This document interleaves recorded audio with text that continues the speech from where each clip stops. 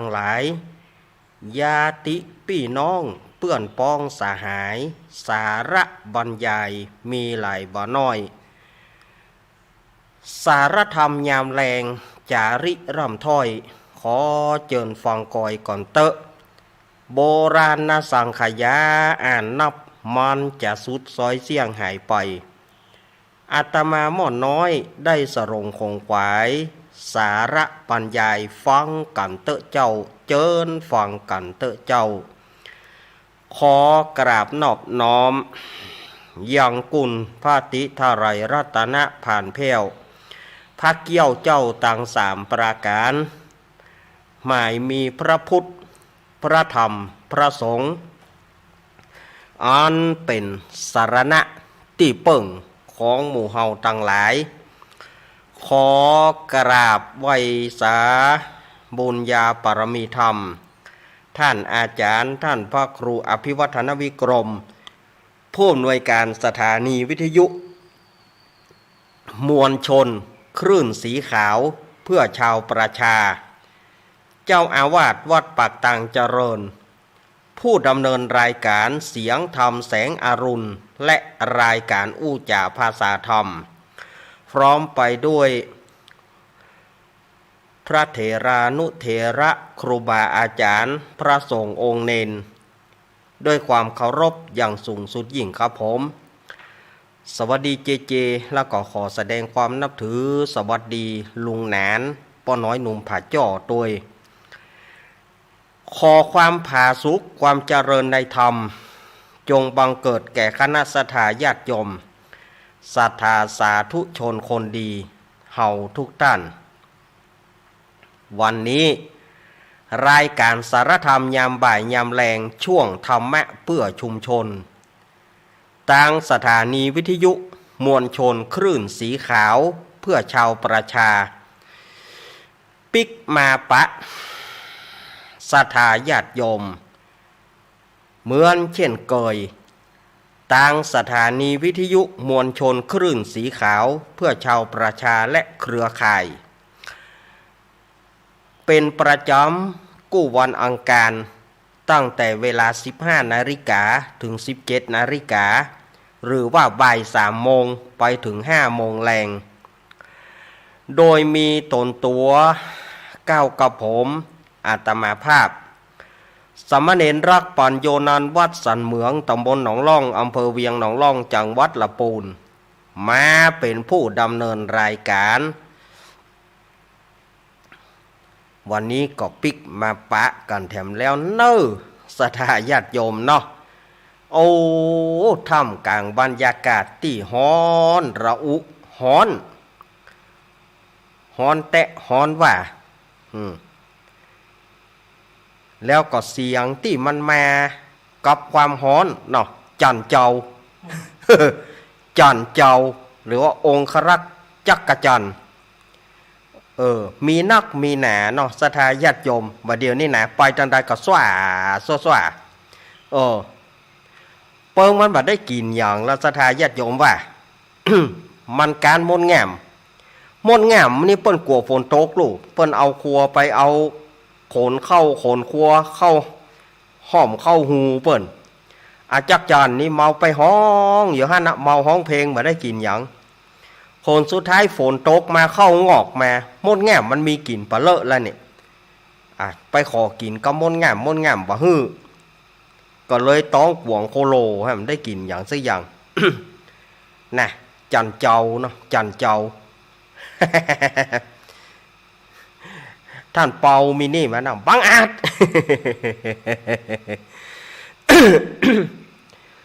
รายการนี้ก็ออกอากาศหลายสถานีเช่นว่าสถานีวิทยุ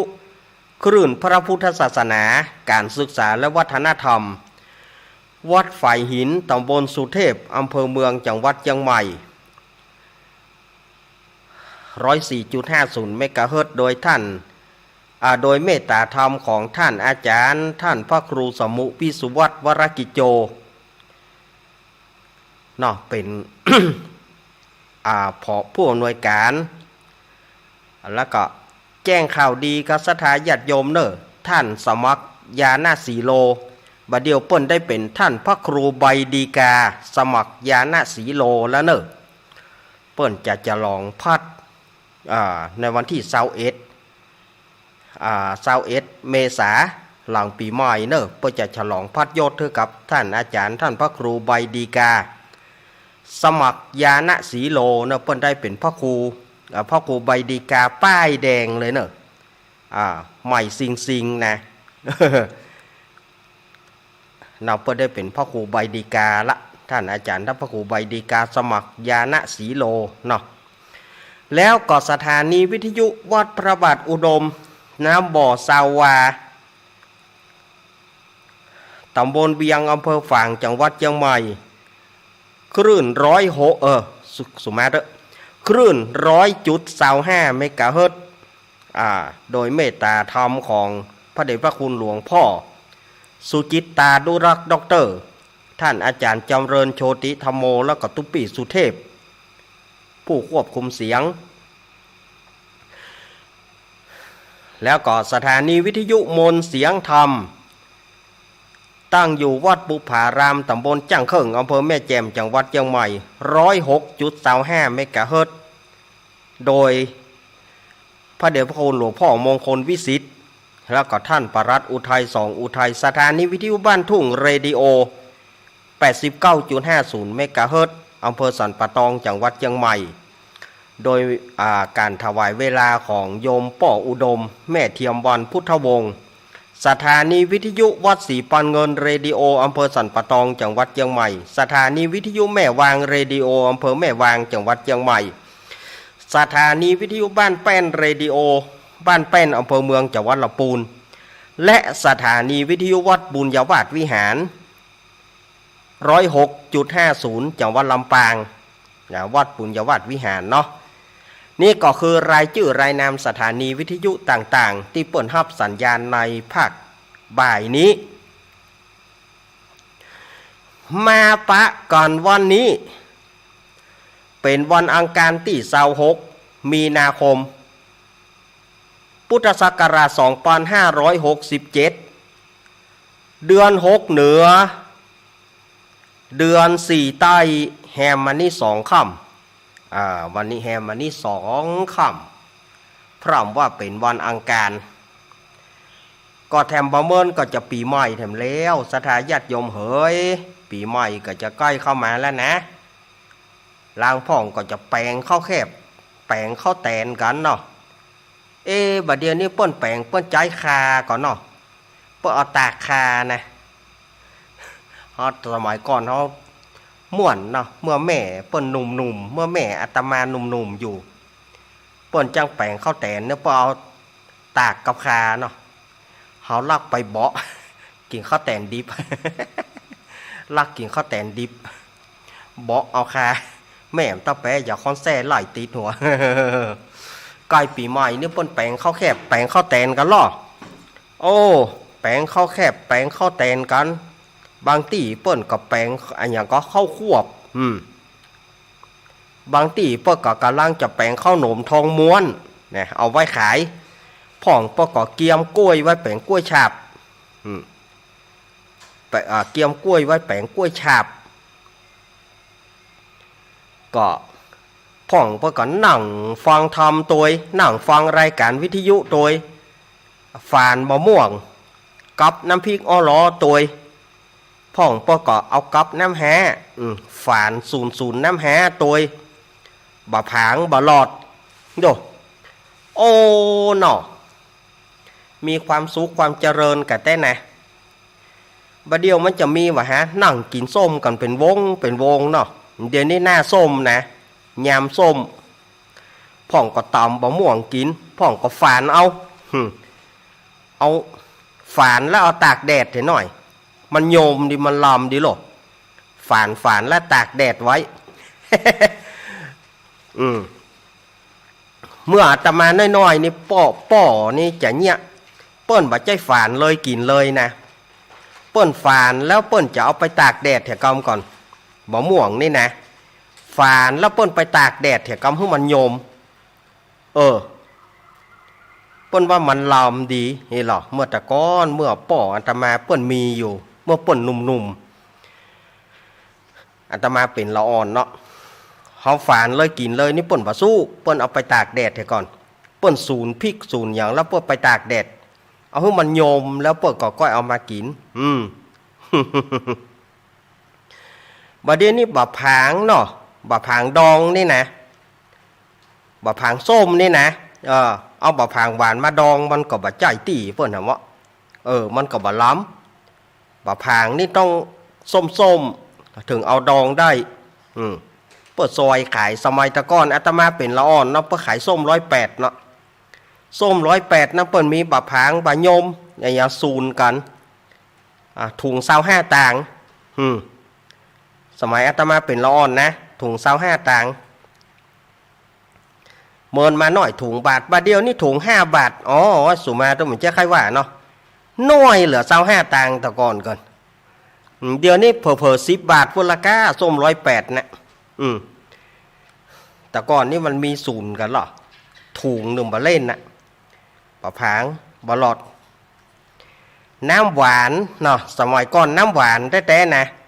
เปิ้นเอาหัวน้ำหวานเข้าใส่แล้วก็มีเป็นน้ำสีน้ำเนี้ยแต่ก่อนน่ะบ่มีเป๊ปซี่โคลาอย่างนั้นมีเหมือนกันบ่มีสตางค์ซื้อว่าซื้อบ่มีปัญญาซื้อกิน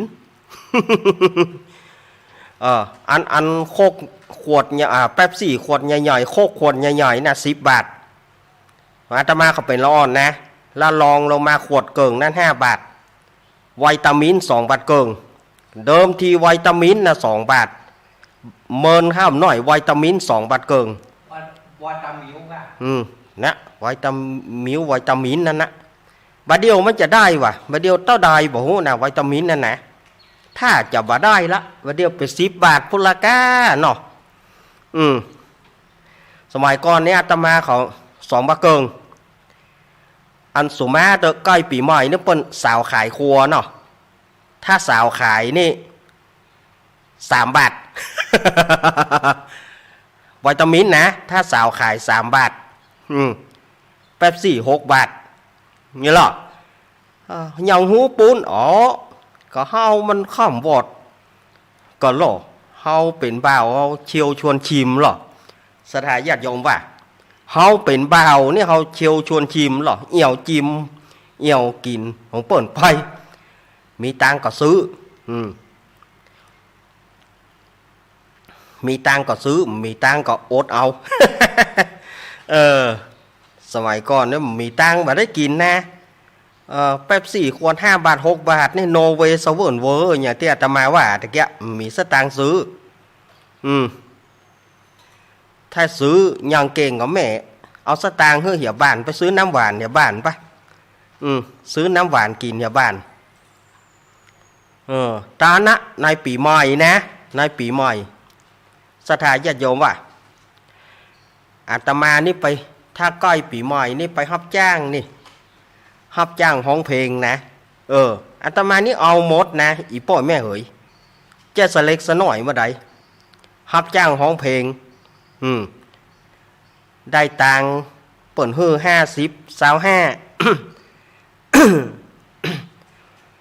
50 สตางค์บาทนี่นะครับบาทได้ฮะนะ บาทนี่บอกว่าโกนใดที่จะเอาตังฮื้อจ้างนักร้องจ้างคนร้องเพลงบาทนี่แสดงว่าเปิ่นมีสตางค์ อันนี้เป็นเรื่องแต่เลย40 กว่าปีเกือบ50 กว่าปีนี่นะเฮาเป็นละอ่อนรับจ้างร้องเพลงเนาะคนใดที่เปิ้นมีฐานะดีด้านนะเปิ้นอย่าฮื้อบาทหนึ่งอันนี้ฮื้อบ้านนะส่วนมากจะได้25 50สูงสุด75 ต่าง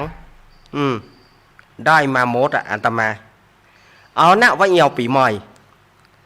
ได้ตัง10 ตัง20ออมไว้เอาไว้เอี่ยวปีใหม่ห่วมกันปีน้องปลูกบะเต้ากันขายบะเต้านะซื้อเตี๋ยวซื้อเสื้อ เอาสมัยบะเดียวแต่เสื้อผ้านุ่งพอบะซ้ำบะเสี่ยง ป่าเลอะป่าเต๋อจะกินหยังละอ่อนกินโคกขวดเท่าใดโคกขวดใหญ่นั่น20 กว่าบาท40 กว่าบาทกินแต่กินว่าสมัยตะก่อนเฮามันได้กินดูฝอนเอา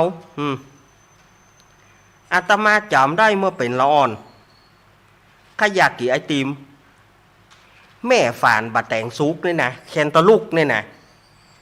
แม่ฝานบะแตงซุกแล้วก็เอาไม้เขาจิ้มไปไอติมกินนี่เฮามีสตางค์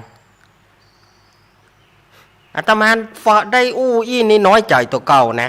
ศรัทธาญาติโยมเชื่อก่อแม่เอาไม้เขาจิ้มกับไอแคนตาลูกน่ะบะแตงซุกเนี่ยอันเนี้ยไอติม เฮาก็ชอบไปอวดมาไอติมบะแตงข่อยได้กินพ่องไอติมบะแตงเกิดไปเกิดมาก็ไปขี้หกทั้งเพไปการจุกันแต้ๆน่ะมันก็เลี้ยวก็ไปแล้วมันมีสตางค์ไอติมก็บะแจ้งอย่าง2 อัน25พ่ออย่างพี่น้องหลายคนหนึ่งก็จะบ่ได้กินพ่อก็เลยบ่มีสตางค์จุกันนะศรัทธาญาติโยมจุกันหาว่าคนนั่นไปขี้ตูดอันสุมาเนอะป้อกาไอติมไปขี้ตูดพ่องไออย่างพ่องจุละอ่อนละอ่อนจะไอติมบาเดียนี่เคละอ่อนกินศรัทธาญาติโยมซื้อละอ่อนกินละอ่อนก็ลูกลิกหัวมนแกวดแต่ก่อนเนี่ยเขาขอยากไปอยากบอดมันหมีจุไปซื้อเนอะมันไปขี้ตูดมือมันกูดมือมันหุ้ยฮะเอาขึ้นไปอีดูป้อกาไอติมมันไปขี้ตูดมันเป็นกูดเป็นหุ้ยฮะมือมันกูดขิมกลัวก้าวมันได้กินละละอ่อนจ้าไอติมมันมีสตางค์ซื้อมันเซินไหนเปิ้นออกใจด้านนะเปิ้นจะซื้อคือลูกเพื่อคนอ่านเมินไหนกันนะ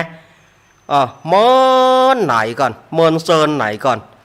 ออกใจเมื่อใดเมื่ออ่านนะจะซื้อคือลูกเดี๋ยวเตื้องต่อไปมันได้ละต่อไปมันได้ละเป็นละอ่อนก็ถ้าเปิ้นเอาน้ำเกลือไปทอกน้ำเกลือไอติมนะเปิ้นเอาน้ำเกลือไปทอกที่ไหนก็ไปเก็บกินน้ำแข็งเปิ้นน่ะอย่างอนาถาขนาดอะเป็นละอ่อนเนาะ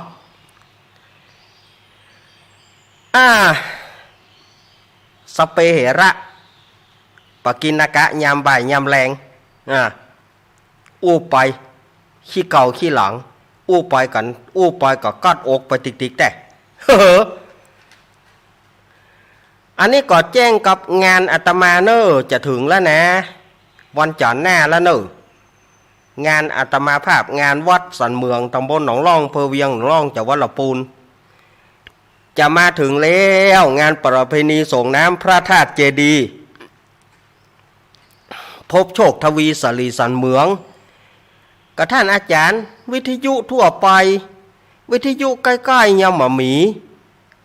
สถานีวิทยุห้วยตองซักเปิ้นเสียเนาะแล้วก็เลยทำให้อาตมาภาพบ่าได้แจ้งต่างวิทยุเมื่อยมแม่เสียอาตมาก็บ่ได้แจ้งต่างวิทยุของเฮาในโซนใต้เฮาเนี่ยอาตมายังบ่กล้าจะปะไผ่น้ำเดียวนี่นะเขาจะด่าหัวอาตมา งานแม่ป้อมบอกมันบ่ได้แจ้งเพราะสถานีมันมาเสียกวมนั้นเมื่อสถานีวิทยุมันมาเสียแล้วก็บ่สามารถจะแจ้งได้ในโซนใต้จะได้กับโซนเหนือจะได้กับโซนเหนือเฮาที่ฮับได้โซนใต้ก็ฮับบ่ได้ขอสุมาเนอะที่เปิ่นฟังทางเฟซทางไลน์เนาะโยมแม่อาตมาเสียอาตมาก็บ่ได้บอกคือไผเพราะว่าวิทยุเฮาเสียวิทยุห้วยตองซักเขาเสียจอมตองเวียงหนองร่องดอยรอแต่ที่เปิ้นหูเปิ้นก็มาแต่ที่เปิ้นบ่ได้หูเปิ้นก็จ่วยว่องอาตมาหูไผด่าอาตมาพ่อง งานวัดอาตมาเนอวันที่31มีนาคมกับวันที่1เมษายนที่จะถึงนี่นะวันที่31นี่ก็จะมีการแห่น้ำสงฆ์แวดบ้านแวดจองแล้วก็วันที่ ตอนค่ำๆมาจะมีการทักษิณานุปทานตานหาบรรพบุรุษทั้งหลายบุรพครูบาอาจารย์พระสงฆ์เนนแล้วก็วันที่1 เมษายนนั่นก็จะมีการสืบชะตาสืบโหราชะตาแล้วก็ศรัทธาญาติโยมแห่เครื่องทายทานเข้าห่วมตลอดทั้งวันงานนี้มีฮือฟังภาคกลางวันภาคกลางคืนนั้นก็จะเป็นรำวงชูเมเกอร์อีกรำวงชูเมเกอร์จะมาเล่นอันนี้ของละอ่อนเขาอันนี้ก็ภาคกลางวันก็จะมีปืนเมืองฮือฟังแล้วก็มีหงตาลเนาะไผที่จะฮับหงตาลก็แจ้งกับอาตมาได้อยู่เนอะไผที่จะฮับสังฆทานหรือว่าหงตาลวันนี้26ละแห่ง4 วันอาตมาจะปิดคอร์สละ ตึกวันที่30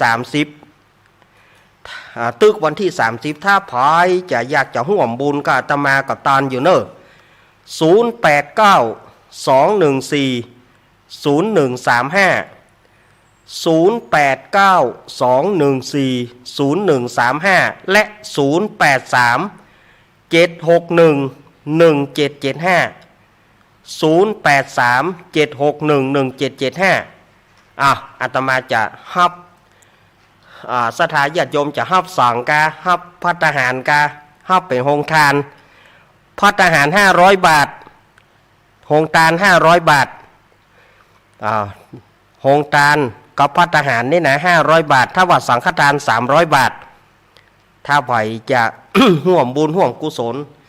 ก็นี่ก็ได้ฮับอาตมาก็ไปฮับจากหลวงลุง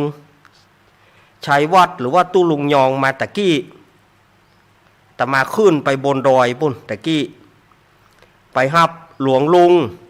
ท่านอาจารย์สมุชัยวัดนาคเสโนหรือว่าตู้ลุงนันตู้ลุงยองเปิ้นก็ฮับเป็นสังฆทานเนาะ500 บาทสาธุสาธุแล้วก็แม่น้อยยุพินหอมมาราแม่หยวกอำเภอเมืองจังหวัดเชียงใหม่นี่เปิ้นก็ฮับมา300 บาทแม่กรกมลเขยกลาง ดอยน้อยพัฒนาหนองหานสันทรายแม่กรนี่ก็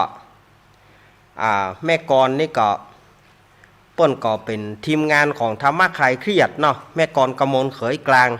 เปิ้นว่าไม่ต้องเอาชื่อแม่ออกนะมันหลานไปแล้วแม่เหย แม่ว่าอย่าเอาชื่อแม่ออกอากาศนะแม่ชื่อแม่กรกมลว่ะโอ้ย มันไปไล่แม่เหยมันแห้มบัดตานเบรกบัดได้เบรกหลุด สุมาเด้อแม่เนอะเปิ้นก็ฮับเป็นก้าพัฒหารเพน500 บาทเนาะแล้วก็ที่มาห่วมทำบุญกับโยมแม่แถมก่อนนักป้านอยู่อาตมาภาพก่อนนับสังขยาบะแปะวันนั้นท่านอาจารย์สมชาติชาตาปัญโยเปิ้นก็อ่านละฉะนั้นถ้าฝ่ายจะห่วม กินห่วมตาลก็ยังตาลอยู่เนอะอาตมาจะรอน้ำใจจากศรัทธาญาติโยมถึงวันที่30 มีนา30นี่อาตมาก็ปิดคอร์สละปิดคอร์สละปิดประตูล็อ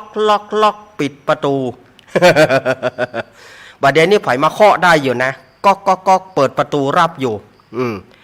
ถ้าวันที่30อาตมาภาพก็ล็อกปิดประตู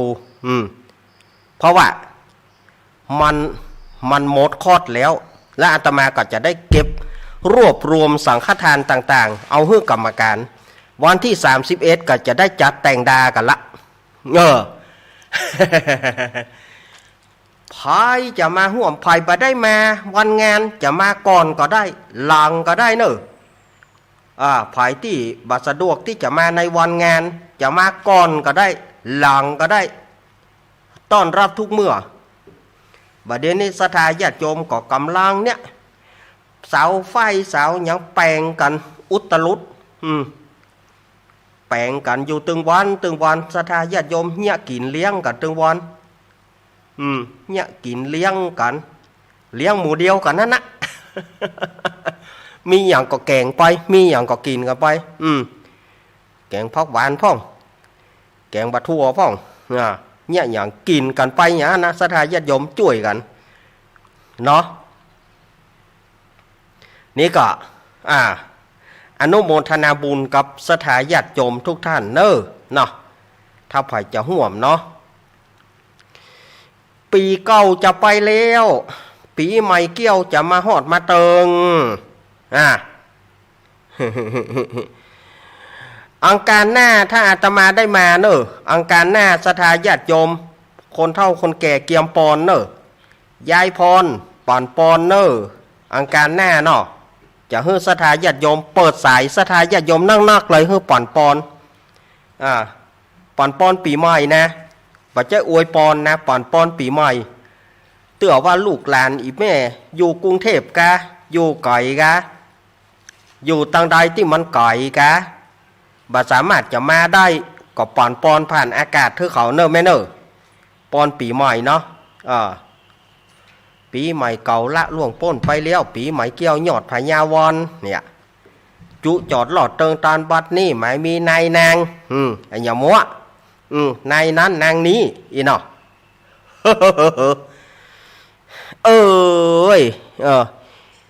อีแม่สูก็บอกว่าอย่างเฮ้ยอีแม่ก็บอกได้ว่าอย่างเฮ้ยสูห่อนึ่งตับหมูเอามาเฮ้ยแม่เพ่อี อันนี้แปลงกินเนาะปอนแปลงกินเขาว่าอันนี้ปนเหล่าผู้ฟองนะเปิดป่อนปอนเหรอปนไปตานเข้าเรามาคนเท่านี่ถ้าบัดจ้างป่อนปอนเนาะเฮ้ยคำเฮ้ยกูก่อมว่ายังหือมึงก่อมว่ายังหือกูห่อหนึ่งทับหมูเอามาเพะอายุวโนสุขังปะลัง มันง่ายไปกันฮะแปลงกินง่ายไปเนาะปอนนี่นะปอนแปลงกิน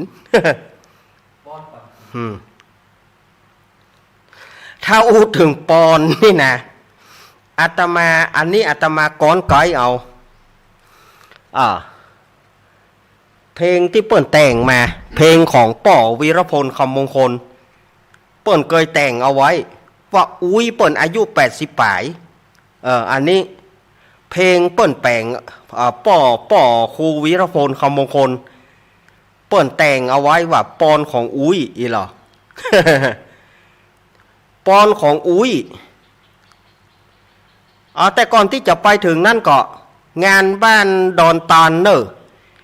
งานวัดดอนตานตำบลเหมืองเกี้ยวอำเภอแม่ริมจังหวัดเชียงใหม่งานวัดเหมืองเกี้ยวนี่เปิ้นก็จะมี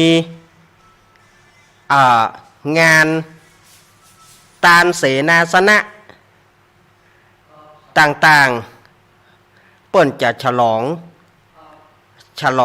กาตั้งกับว่าพัดยศเนาะ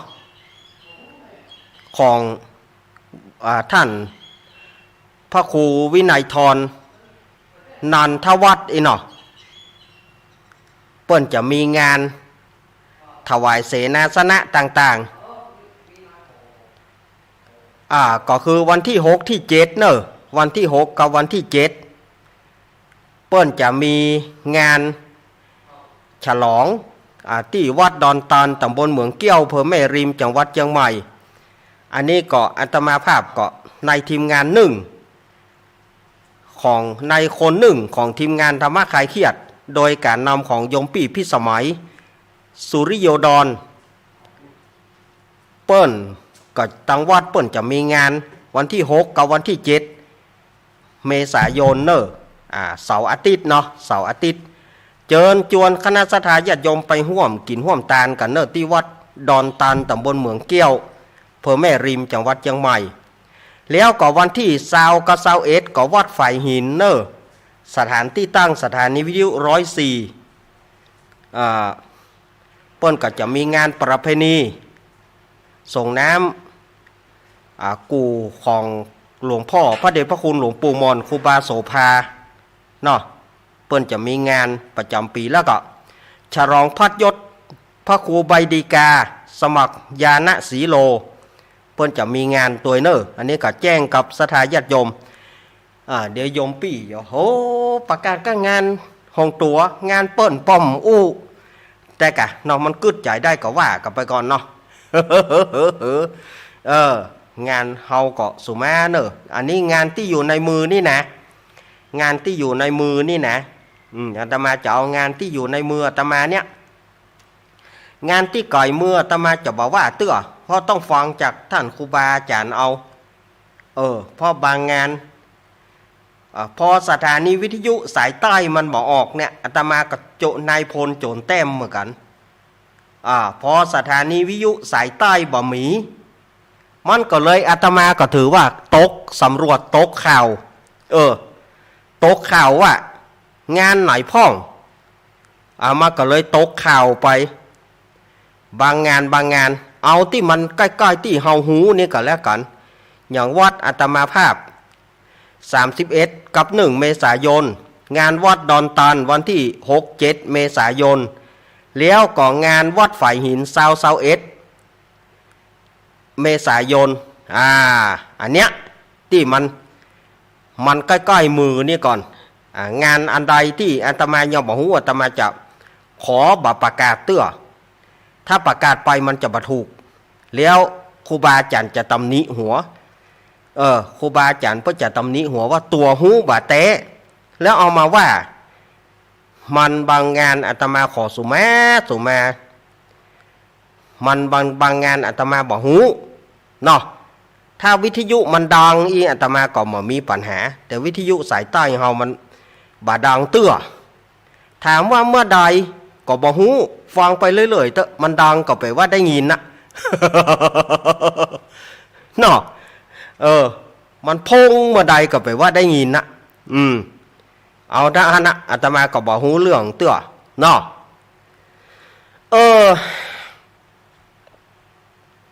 ปีใหม่จะมาแล้วเนอะสถาญาติโยมปีนี้ก็มีญาติโยมก็มาถามอาตมาอยู่เหมือนเดิมว่าท่านอาจารย์สังขารล่อง14นะก็ตามความเชื่อของเปิ้นนั่นนะสถาญาติโยมก็ตามความเชื่อของเปิ้นไผจะถือแบบเก่าก็ได้13สังขารล่องอันนี้เป็นภาษาราชการจริงๆนะเป็นภาษาเป็นปฏิทินของราชการเปิ้นก็ถือเอา13เมษายนนั่นนะ อย่างที่เฮาถือกัน13เปิ้นถือว่าวันมหาสงกรานต์บ้านเฮาถือว่าวันสังขารล่อง14เป็นวันเนาหรือว่าวันเนาวันครอบครัว15เป็นวันสงกรานต์เนี่ยบ้านเฮาว่าพญาวันบ้านเฮาถือว่าพญาวันแต่ที่ในหนังสือปีใหม่เนี่ยเปิ้นเอาว่า14สังขารล่อง15วันเนา16วันพญาวันแต่เปิ้นบ่มีวันปากปีปากเดือนเปิ้นบ่มีวันปากปีปากเดือนส่วนของเฮานั้นเฮามีวันปากปีปากเดือนลูกเฮามี16 17 18 19วันปากยามดูเฮาถือกับขนาดนี้กันนะเฮาถือกับขนาดนี้ก่อนแล้วถามว่าอันใดจะดีอาจารย์มันก็ถือว่าดีเหมือนกันนะก็แล้วแต่ญาติโยมจะเอาวันไหนมันก็ขึ้นอยู่กับสถานการณ์ที่สถาญาติโยมจะถือแบบเก่าก็ได้ถือแบบใหม่ก็ได้เรียกว่าใหม่ก็เอาเก่าบะละใหม่ก็เอาเก่าบะละจะรีดหีดหอยของตั้งเหนือเฮาแต่เปิ้นตัดบางส่วนออกไปทางที่ของเก่าเนี่ยเฮามีครบถ้วนอยู่ละของเก่าเฮานี่เฮามีครบถ้วนอยู่ละว่าวันสังขารล่องวันเน่าวันพญาวันปากปีวันปากปีนั้นเปิ้นถือว่าวันถลิงศกวันขึ้นปีใหม่ที่แท้จริงวันนั้นปีนักษัตริย์ของเฮาเนี่ยก็จะเปลี่ยนไปปีตัวเปิ่งนี่นะก็จะเปลี่ยนไป บัดเดี๋ยวนี้ มันก็ยังเป็นบัดเดี๋ยวนี้ยังเป็นปีกระต่ายอยู่ยังบ่ใจปีงูเด้อ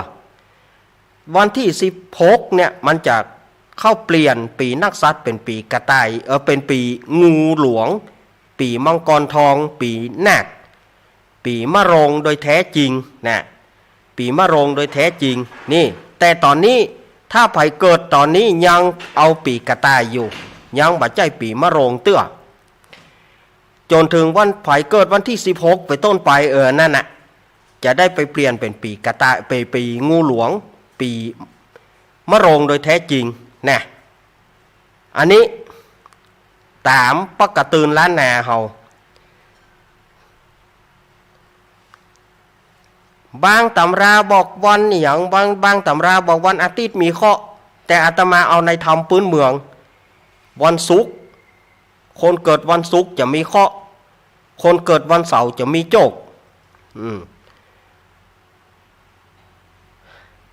ดอกมะลิหลวงเป็นใหญ่กว่าดอกตั้งหลายเบนหน้าสระผม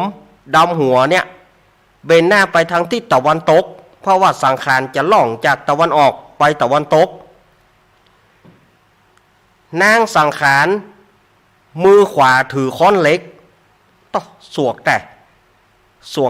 ว่าแต่มือซ้ายก่อมุยข้อยังมาโหดล่ำเลอโศกโศกว่าเนาะมือขวากอมค้อนเล็กนะ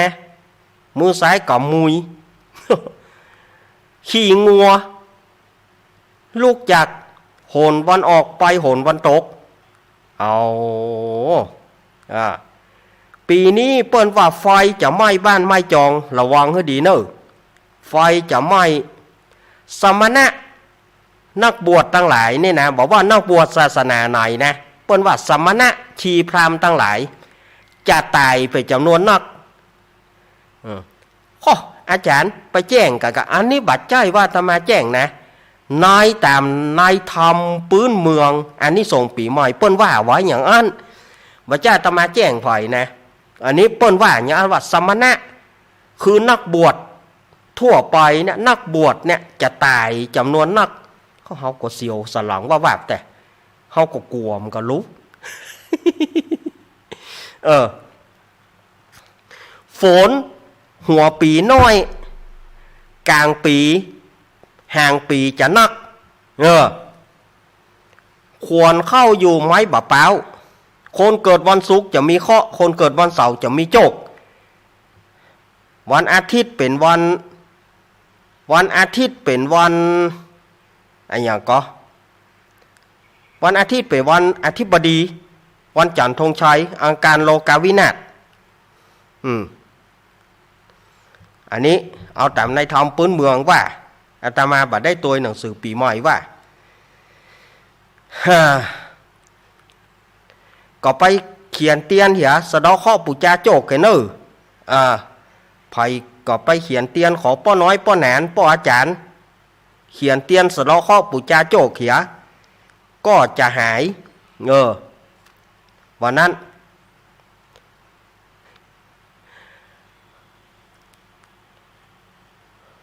ขนมจ๊อกจะเป็นย่อยขนมไข่จะเป็นพะแยห่อนึ่งเป็นใหญ่กว่าของกินห่อปุ้มตั้งหลายจิ้นส้มจะเป็นใหญ่กว่าขนมห่อยาวตั้งหลายเป็นจิ้นส้มจะเป็นของกินจะเป็นใหญ่กว่าของกินห่อยาวตั้งหลายขนมข้าวต้มจะเป็นใหญ่กว่าขนมห่อยาวตั้งหลาย อันนี้มีแค่ฮะเนาะ ว่าปลาเน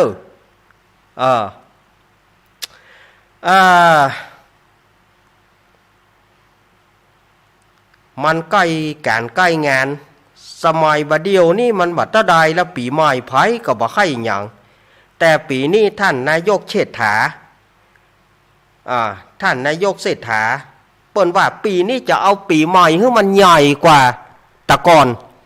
เล่นกันอึดทึดจะเล่นอย่าได้เล่นย้อนยุคกะเนาะ เล่นย้อนยุคกะเล่นโหดแหนมกันอย่างใด มันบ่มีละกะหาบ่เดียวนี่จะมาโฮดน้ำกันเนี่ยตะกอนเนาะโอ้ตะกอนโฮดน้ำกันตะกอนน้ำมันเขียมแล้วก็โฮดน้ำกันนี่นะศรัทธาญาติโยมเฮ้ยน้ำตะกอนก็ดูมันหนาวเนาะบ่เดียวนี่ขอน้ำประปานะบ่เดียวลองไปเปิดต่อมเดี๋ยวนี้ก็บ่ฮ้อนหยกนะหุงข้าวถ้าหุงเหมือนหาน้ำเข้าใส่ก็เดียวเฮาหุงก็เดียวได้กินละเพราะน้ำมันฮ้อนอยู่ละหาน้ำซาวเข้าเนี่ยหาน้ำใส่เข้าหุงถ้าหุงมันตึงบ่ได้หุงเหมือนเพราะมันฮ้อนก็เดียวไปใส่กับหม้อหุงข้าวก็เดียวก็ได้กินละเนาะ ปีใหม่สมัยตะก้อนนี่โอ้โหกันว่าเดือนเมษามาแล้วเนอะเป็นเล่นน้ำกันแล้วเนอะเล่นน้ำกันละมันตึงแห่ก็ขึ้นแห่กันหล่อง ตีกันก็ในฮะนะสถาญาติโยมปีใหม่นี่นะตีกันก็ตีกันแล้วก็เรียบร้อยแล้วก็มาขอโทษขอโพยกันมาถึงก็ขั้นเอากันตายลูก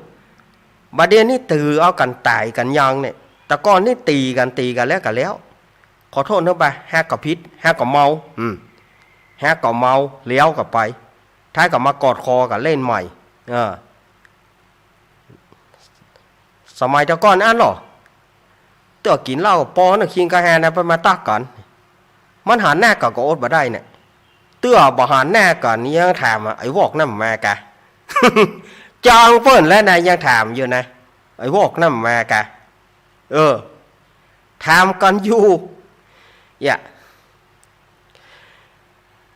ปีใหม่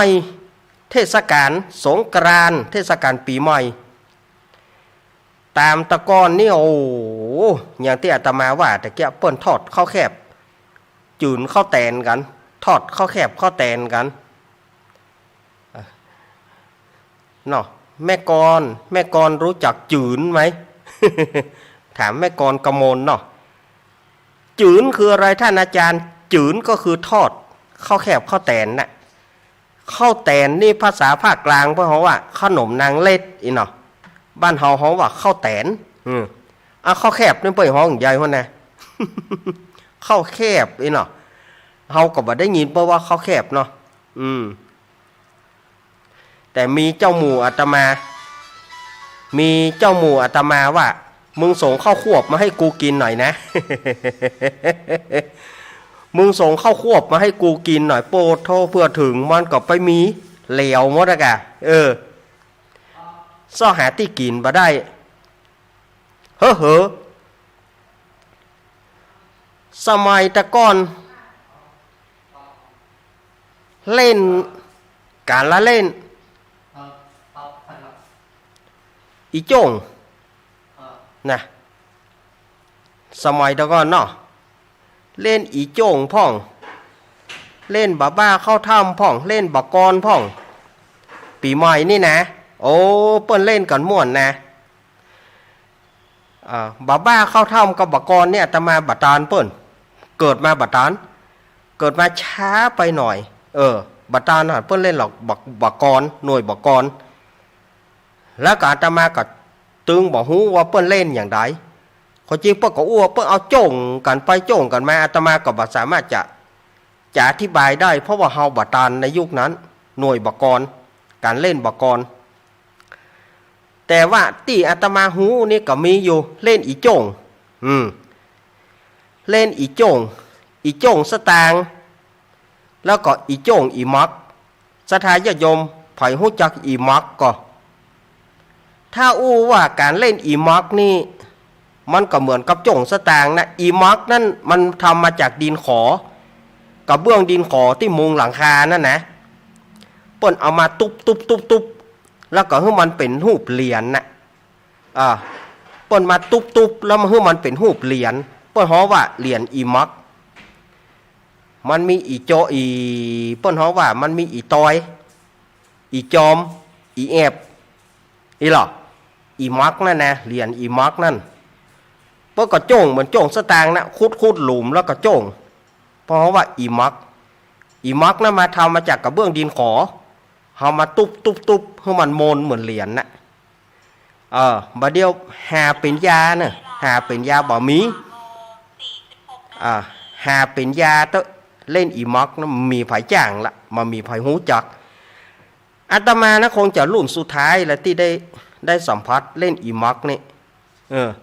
บัดเดียวไปถามละอ่อนต่อหูจักอีม็อกก่อเพื่อทำมาจากกระเบื้องดินขอแล้วกระเบื้องดินขอมันก็บ่มีเฮาจะเอามาแปลงให้เขามันก็บ่มีกระเบื้องดินขอนะแต่ก่อนกระเบื้องดินขอเปิ้นมุงเฮือนละเปิ้นมุงหลังคาเปิ้นเตเฮือนไขเฮือนแล้วเปิ้นบ่เอาแล้วลูกละอ่อนก็เอามาเล่นมาบุบเอาจนมันโมนน่ะตุ๊บจนมันโมนปื้นวุ่นเหมือนเหรียญสตางค์อ่ะแล้วเอามาโจ่งกันบางทีก็เล่นอีโจ่งกันอีโจ่งนั้นก็เอาสตางค์นะขุดหลุมมาทีนี้ก็สมมติว่ามี5 เหรียญหรือว่า10 เหรียญแบ่งเอาแหลบโจ่งไป9 เหรียญโจ่งไปปิ้งแล้วก็เหลือแถมเหรียญนึงเอาไว้ยิงเพราะว่ายิงอีกกองยิงอีกกอง ถ้ายิงถูกกองสตางค์นะกองที่เขาโจ่งไว้นะปิ้งมันเข้าอีกกองนะก็จะได้ว่าได้กินถ้าคนได้ยิงบัดถูกอีกกองนะก็ไม่ได้กินนะจอดจอด อาตมาจะเล่าให้ฟังมีคนบ้านอาตมาฮะนะชื่อลุงกองเปิ้ลเป็นคนขี้กลัวเนาะที่นี่เปิ้ลมีงานศพที่ ใกล้ๆบ้านเปิ้ลอย่าทีนี้เปิ้ลถ้าอย่ามิ่งลับไปเนาะเปิ้ลเล่นอีโจ่งกันงานบ้านศพก็เล่นอีโจ่งนะสมัยก่อนเล่นอีโจ่งแล้วก็มีคนก็ยิงอีกองไงกะลุงกองน่ากลัวห้องเมียมันลุกถึงคืนโยเปิ้ลจะยิงไงมันกลัว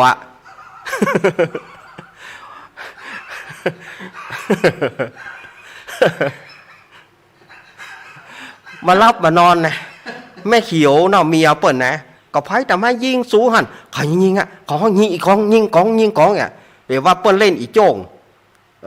เอายิงอีกองนี่อีกอ่ะเรายิงอีกองอีกอ่ะแปลว่าเปิ้นเอาสตางค์ยิงตาติอีโจ่งที่สตางค์กองนะอีกกองยิงกองเนี่ยมันถ้าอย่ามิ่งหลับไปเนาะถ้าอย่ามิ่งหลับไปสะดุ้งตื่นกับมันได้ยินกับยิงกองโยไปยิงให้ขึ้นกะให้ขึ้นลุงกองนะอินดูกว่าอันนี้บัดจะเอาปีตายมาเล่านะอันนี้เป็นเรื่องจริงที่ว่าเคยมีผ่านมาเมื่อ40 กว่าปีเนาะอาตมามาอู้ให้ฟังมันทำไมคนเล่นมันได้ยินวะได้ยินนะพ่อมันคนละบ้านแต่มันหิมกันฮะแดนหัวหิมกันฮะนะคนเล่นมันได้ยินนะก็อาจจะได้ยินอยู่ห้องวันผูกเขายังถามอยู่หรอห้องผูกไปรับจ้างโลกหอมไม่ยังเปิ้นว่าอย่างหนึ่งกลัวกะมันไทยว่าเขาหาหลับไปหาสะดุ้งตื่นเขาว่ายิงหายอีนี่ เปิ้นยิงอีกองนี่ยิงอีกองเขาอู้ก่อนเนาะยิงกองกะแล้วเปิ้นเอาสตางค์โจ่งนะสตางค์โจ่งว่ายิงถ้ามันถูกกองสตางค์นั้นติ้งก็ว่าได้กินบัดเดี๋ยวนี้ไผเล่นอีโจ่งนี่แต่บัดดีจะไว้เล่นเนอะมาสตางค์มันบัดดังปิ้งมันเหมือนตะกอนเฮ้ยตัวบาทก็จ้างเหรียญ10ก็จ้างเหรียญ5ก็จ้างมันบัดติ้งนำเดียวนะลองโจ่งต่อดักวิดคนตาหันก็จะได้กินอย่างเฮานี่ไปเล่นตะเขานี่ตกแป๊บบาหานแล้วสมัยตะก้อนสตางค์เหรียญนี่นะสตางค์เหรียญนี่มันอยู่ในถุงเตียวถุงเสื้อเขาเนาะสถานญาติโยมมันตึงดังทิ้งท่องลูกโอ้สตางค์นักแต่อีนะเขาเล่นหัวก้อยนะหมอเล่นหัวก้อยกับเขาสตางค์พัดไปมันตึงไปเลยลิ เอามือเข้าตบแบบเอาออกหัวก็ได้กินออกก้อยก็ไม่ได้กินอย่าบางคนก็ใส่หัวบางคนก็ใส่ก้อยเนาะสมัยก่อนมาใส่อะหรอสตางค์เปิ่นดังแต่นะสตางค์เปิ่นดังเหรียญ5-9เหลี่ยมนี่สถาญาติโยมเหรียญ5-9เหลี่ยมนี่ดังแต่ติ้งติงติงอ่ะเหรียญบาทบาทใจเหรียญบาทน้อยนะเหรียญบาทใหญ่เพื่อเลอไว้เอาแต่ก่อนอาตมาภาพก็ยังได้เล่นอยู่นะเล่นโจ่งเล่นอย่างเนี้ยสตางค์มี2 บาท 3 บาทนี่เหมือนสตางค์นอกทิ้งท่องในกระเป๋าเสื้อเฮาเนี่ยปีใหม่ม่วนมันไม่ใช่เป็นเหมือนปีใหม่บะเดียวห่อข้าวหนมห่อข้าวหนมกันกา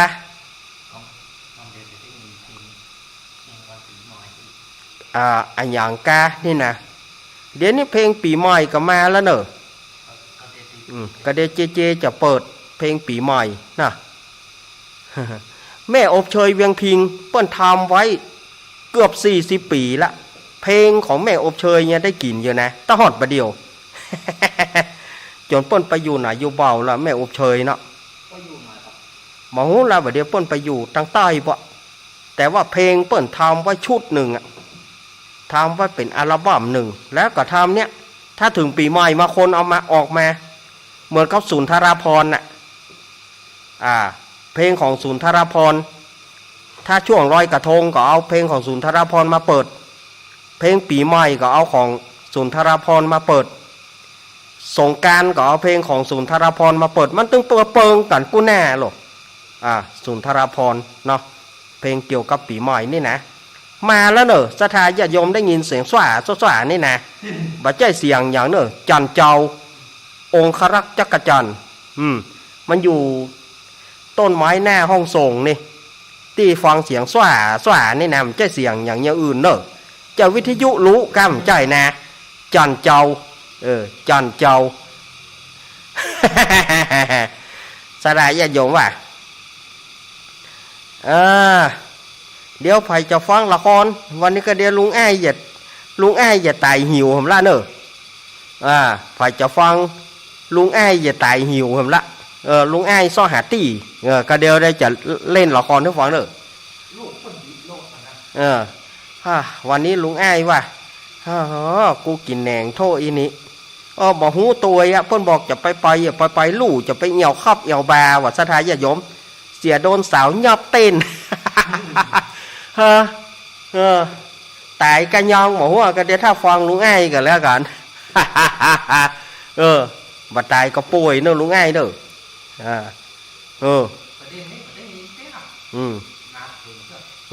เนาะ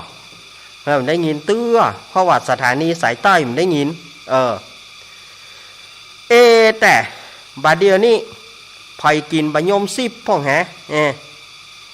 ไผ่บะยมซิบบ้านไผ่ซุกพ่อง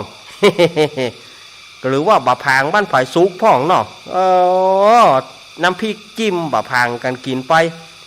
จิ้มบะยมซิบกินไปเนาะข่อยป่ะแต่ข่อยป่ะแต่นะ พ่องก็กำลังจะไปซ่อบะเป้าไว้พ่องก็กำลังจะไปซ่อซื้อข้าวแป้งไว้พ่องก็จะไปซ่อเครื่องโม่ข้าวแป้งไว้เพื่อจะเอามาไว้ห่อขนมพ่องก็แปลงข้าวแคบไปโดยแปลงข้าวแคบแปลงข้าวแตนไปเนาะโอ้น่าจะม่วนนะกึดหาวันยังหวานอยู่กึดหาคนเฒ่าคนแก่สมัยก่อนเปิ้นแปลงข้าวแคบข้าวแตนกันม่วนกันอย่างกับปีใหม่เก่าละล่วงพ้นไปแล้ว กระเดียธรรมาจะมีโจกเล่าให้ฟังมัดติดเสาจานมัดกันติดเสาจานสมัยก่อนเนาะก็คือบ้านผายบ้านอาตมานั่นนะมัดกันติดเสาจานน่ะสมัยแต่ก่อนเฮือนเพิ่นมีจานหรอมีจานไว้นอนฮ้อนยามฮ้อนนอนจานเนี่ยมัดกันติดเสาจานสมัยก่อนเดี๋ยวอาตมาจะมาอู้ทุกฟังเนอะเป็นเจี้ยก้อมๆน่ะ กะเดียวกันเด้อกะเดียวก็มาเล่าให้ฟังมันใกล้ปีใหม่มาแล้วศรัทธาญาติโยมเฮ้ยปีใหม่ก็จะใกล้เข้ามาแถมละต่อไปเขาเลือกทหารแน่เพื่อจะเขาเลือกทหารหรอโอ้เอาละตอนนี้อาตมาภาพจะพักร้อนพักร้อนวะพักเนยก็เดียวกันเนยอาตมาจะพักเนยกำเดียวก่อนเดียวปากันช่วงที่2ของรายการวันนี้ทางที่บัดสบายนะศรัทธาญาติโยมอาตมาเป็นขั้นเนื้อขั้นตัวเป็นวัดเป็นไอบัดใจม่วนใจงานนะแต่ว่าก็ด้วยใจฮักอินดูศรัทธาญาติโยมจะง่อมแถมเหมาะก็เลยมามาจ่าศรัทธาญาติโยมทางที่จะบ่ม่วนซึ่งที่กับฉานยามาติ๊กที่ฝีเม็ดหนึ่งพาราเม็ดหนึ่งเนาะปวดเหงื่อแตกเหงื่อแตนลำดีนี่แต่เสียงก็ย่ำบอกคงที่เตื้อเอาก็เดี๋ยวปลาตะมารอบหลังเนอะฝั่งนี้หมุนขึ้นหนีไปไหนเต้อเนอะเดี๋ยวปลากันเจริญปอน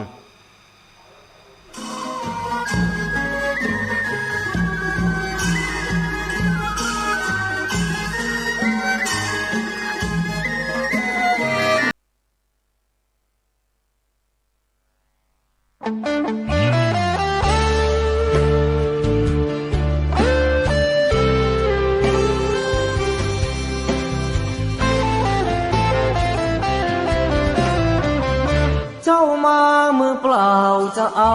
อะไรเมื่อตอนเจ้าไปเจ้าก็ไปมือเปล่าเช่นกันชื่อเสียงหยดลาบหาบเอาไปไม่ได้สักอันแล้วใหญ่ยื้อแย่งแข่งขันก็ป่วยกันฆ่าฟันตัดรอนเงินทองตามส่งแค่โรงพยาบาลญาติมิตรวงวานลูกหลานส่งแค่เชิงตะกอนจะมีใครเล่าอยู่กับเรานอนเฝ้ากองฟอนวางดอกไม้จันทร์แล้วจรกลับไปนอนบ้านใครบ้านมันใหญ่ขับฟ้า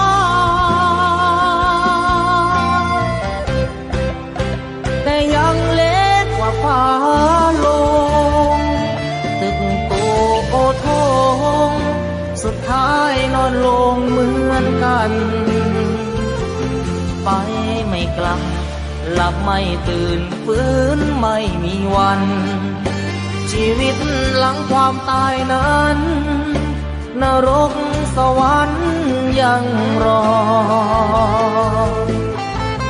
บาปบุญดีชั่วติดตัวเมื่อตา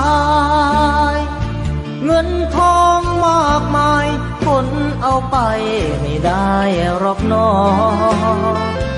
ร่างนอนแน่นิ่งไม่ไหวติ่งเหมือนดังต้นตอตราสังมัดแขนผู้คอไฟไม่หงิกงอเป็นเท่าคุยพง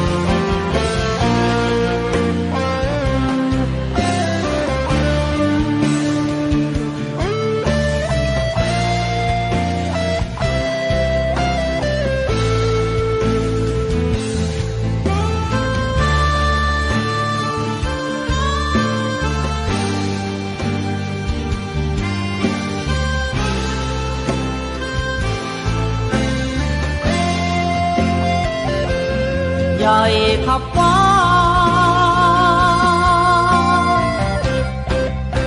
แต่ยังเล็กกว่าฟ้าลงตึกโตโอทงสุดท้ายนอนลงเหมือนกันไปไม่กลับหลับไม่ตื่นฟื้นไม่มีวัน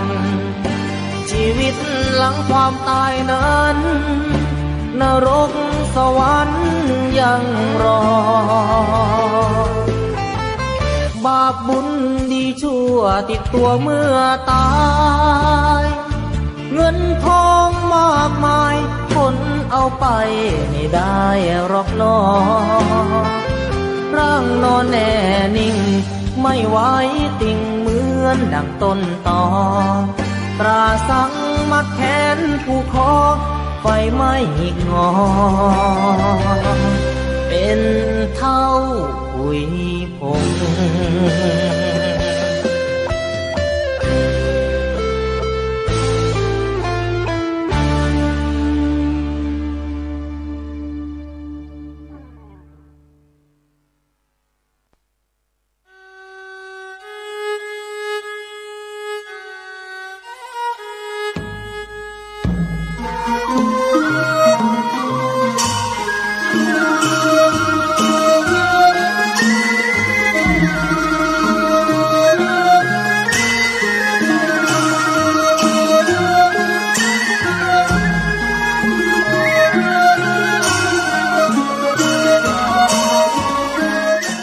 เอาแล้วศรัทธาญาติโยมสาธุชนคนดีเฮาทุกท่าน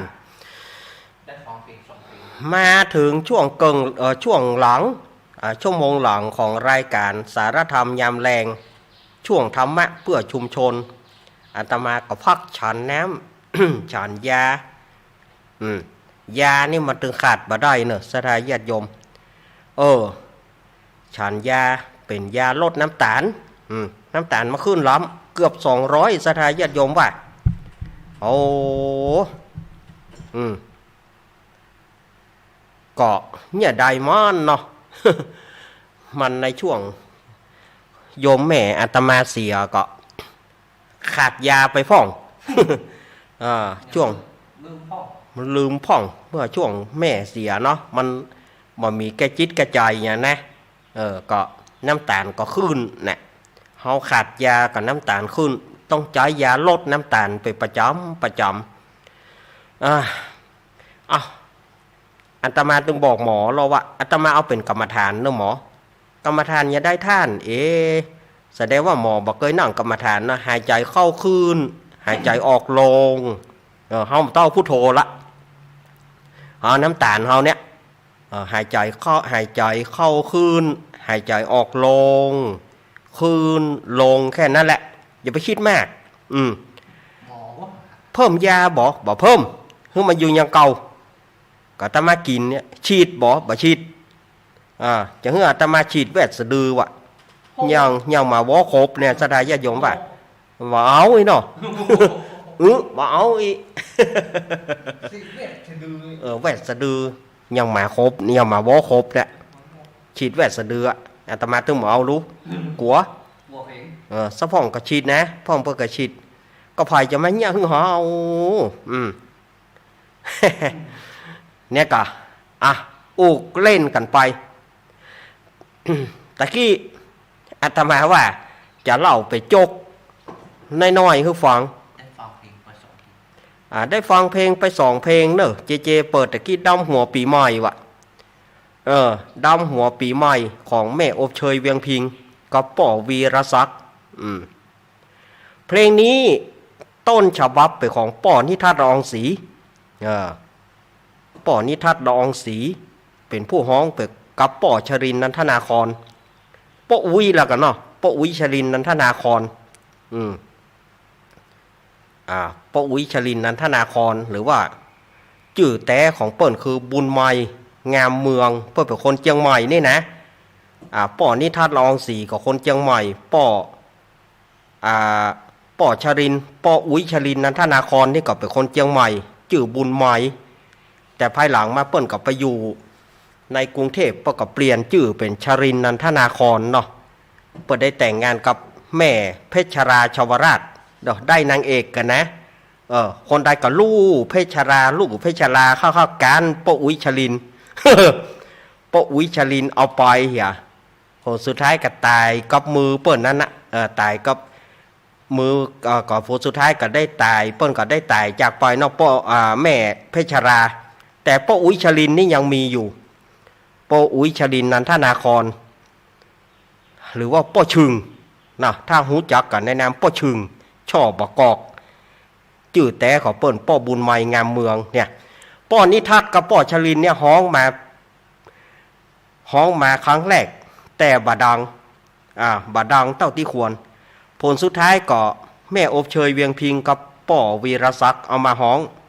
เอาเพลงของป่อนิทัศน์กับป่อชลินเนี่ยถึงชุดปากก็ว่าดังระเบิดเถิดเทิง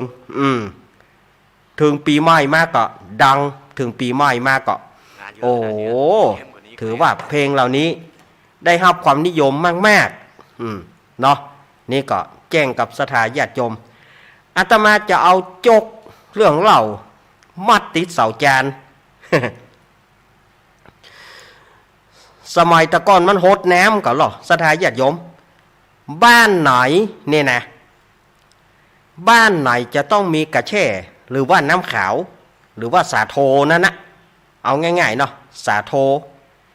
มันตึงมีหรอบ้านเปิ้นแปลงกำปีใหม่มาไปกินบ้านคนนั้นคนนี้กินแล้วเมา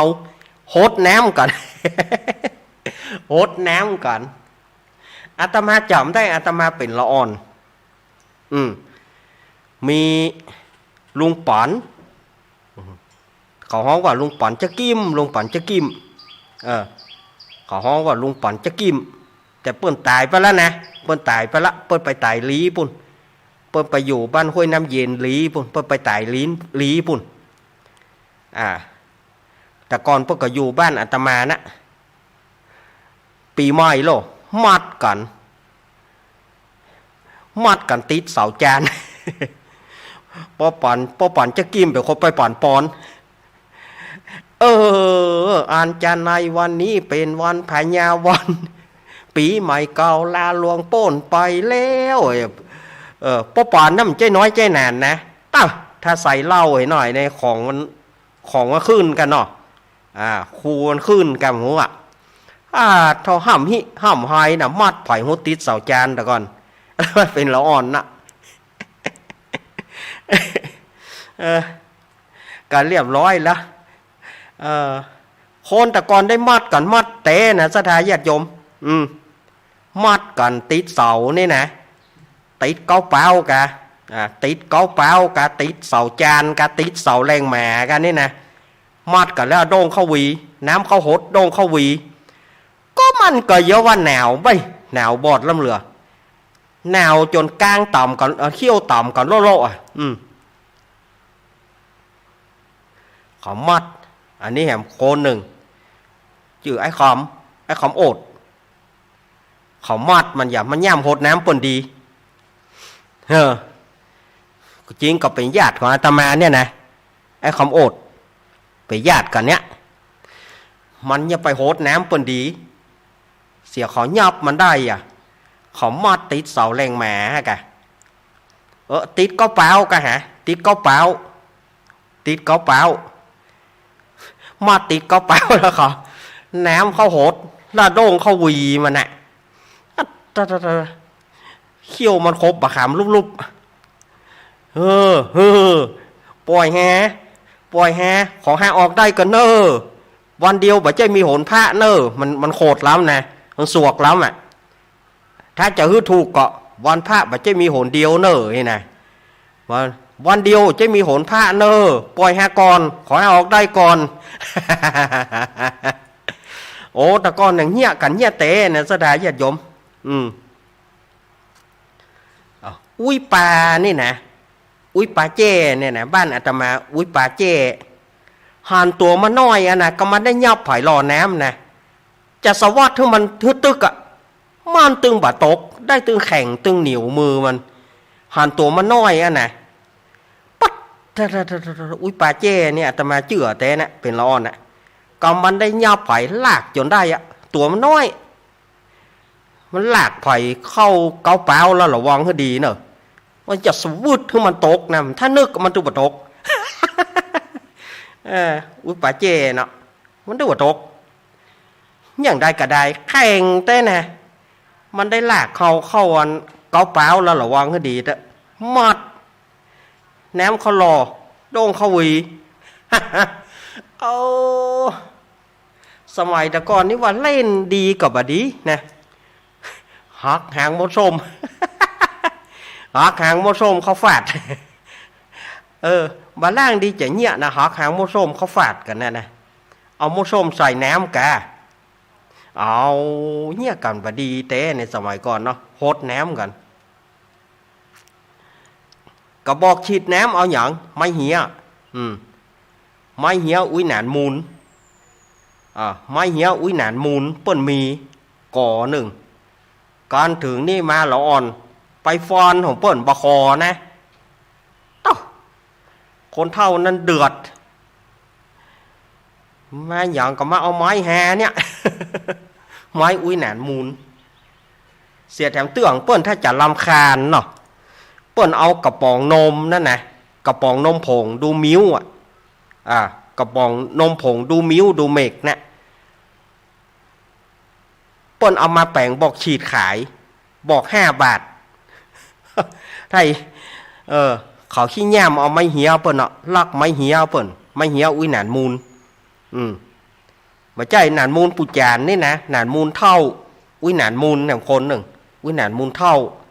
เขาลักของอุ้ยหนานมูลนั่นนะลักขนมก็มีฮะนะสมัยก่อนนะเพื่อขายครัวหรอจุอุ้ยเอ้ยไข่หัวอุ้ยเอ้ยก็เพื่อไข่หัวแล้วเพื่อรับตายหรอลักขนมเพื่อหล่น เขาก็บดีนะสมัยก่อนเนาะ ลักของเปิ้นลักฟอนไม่เหี้ยเปิ้นเจียงไปก่อเมินมาเพื่อขายบอกฉีดเอาอันกระป๋องนมผงเนี่ยดูมิ้วเนี่ยเอามาขายแป่งกระป๋องแป่งบอกฉีดน้ำขาย5 บาทได้ไข่หัวนี่ก็ปีใหม่สมัยก่อนเนาะโอ้วันห่อวันแด ไปเอี่ยวกินขนมจอกไปญาติโยมกินไส้ในขนมก่อนแต่ก่อนไส้ในขนมจอกนี่นะที่มันเหลือนะลู่กันเนอะลู่ในขนมไส้ในขนมนะแต่ก่อนเพิ่งแบบใจคั่วนี่บาเดียวเขาคั่วเฮ้ยบาเดียวเขาคั่วแล้วเขากินแก่กับบาได้มะอายคันคอยุบๆแต่ก่อนเปิ้นเคี่ยวเอากันแล้วหรอโอ้หวานเอากินกับข้าวน่ะมาล่างไว้ไส้ในขนมจอกนะเปิดไปเดียวน้ำตาลขึ้นเบ้อเลยเนาะ ม่วนนะปีใหม่สมัยตะก่อนบ่ใจเหมือนบ่เดียวปีใหม่โอ้เปิ้นไปดำหัวป้อบ้านเนาะ เปิ้นเจิญป้อบ้านลงโลเจิญป้อบ้านลงปั่นปอนปั่นโจกปั่นใจปีใหม่แล้วปดตะ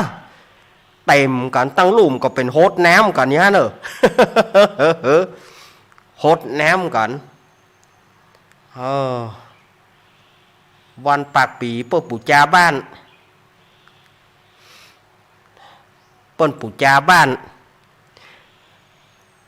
สาธาโสดทิ้งพระวันตูเตไปว่าน้ำมาแล้วเนอะพระวันตูเตนะถุงย่ามตุถุงย่ามพระเขาบะเก็บระวังให้ดีเนอะเปียหมดอะ สมัยตะก้อนไปเพชรไปผีกำน้ำล้ำเหลือเมื่อค่ำเมื่อคืนแหนมแม่มักจะบอกเลยไปเดือดเนอะเมื่อคืนแน่วางนะเขามีปืนกระล่างให้นะ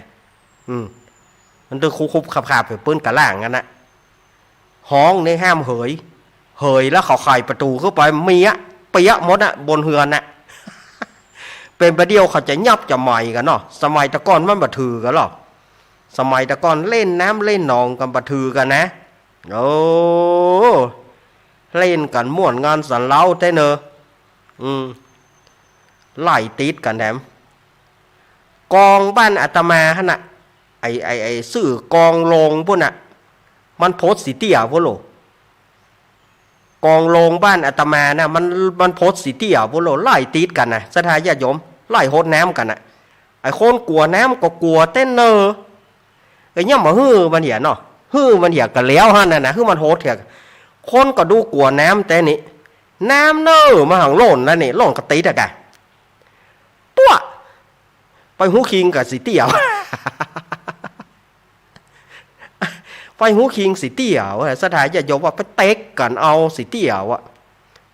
เหลือเปิ้นไล่ยับไก่เหลือเปิ้นไล่ยิงไก่กันนะแต่ก่อนมันมีหัวมีแฮวเนาะบ้านพดผ่ายก็ได้นะไล่ติดกันนี่จนว่า เต้าล้มก้มหงายโห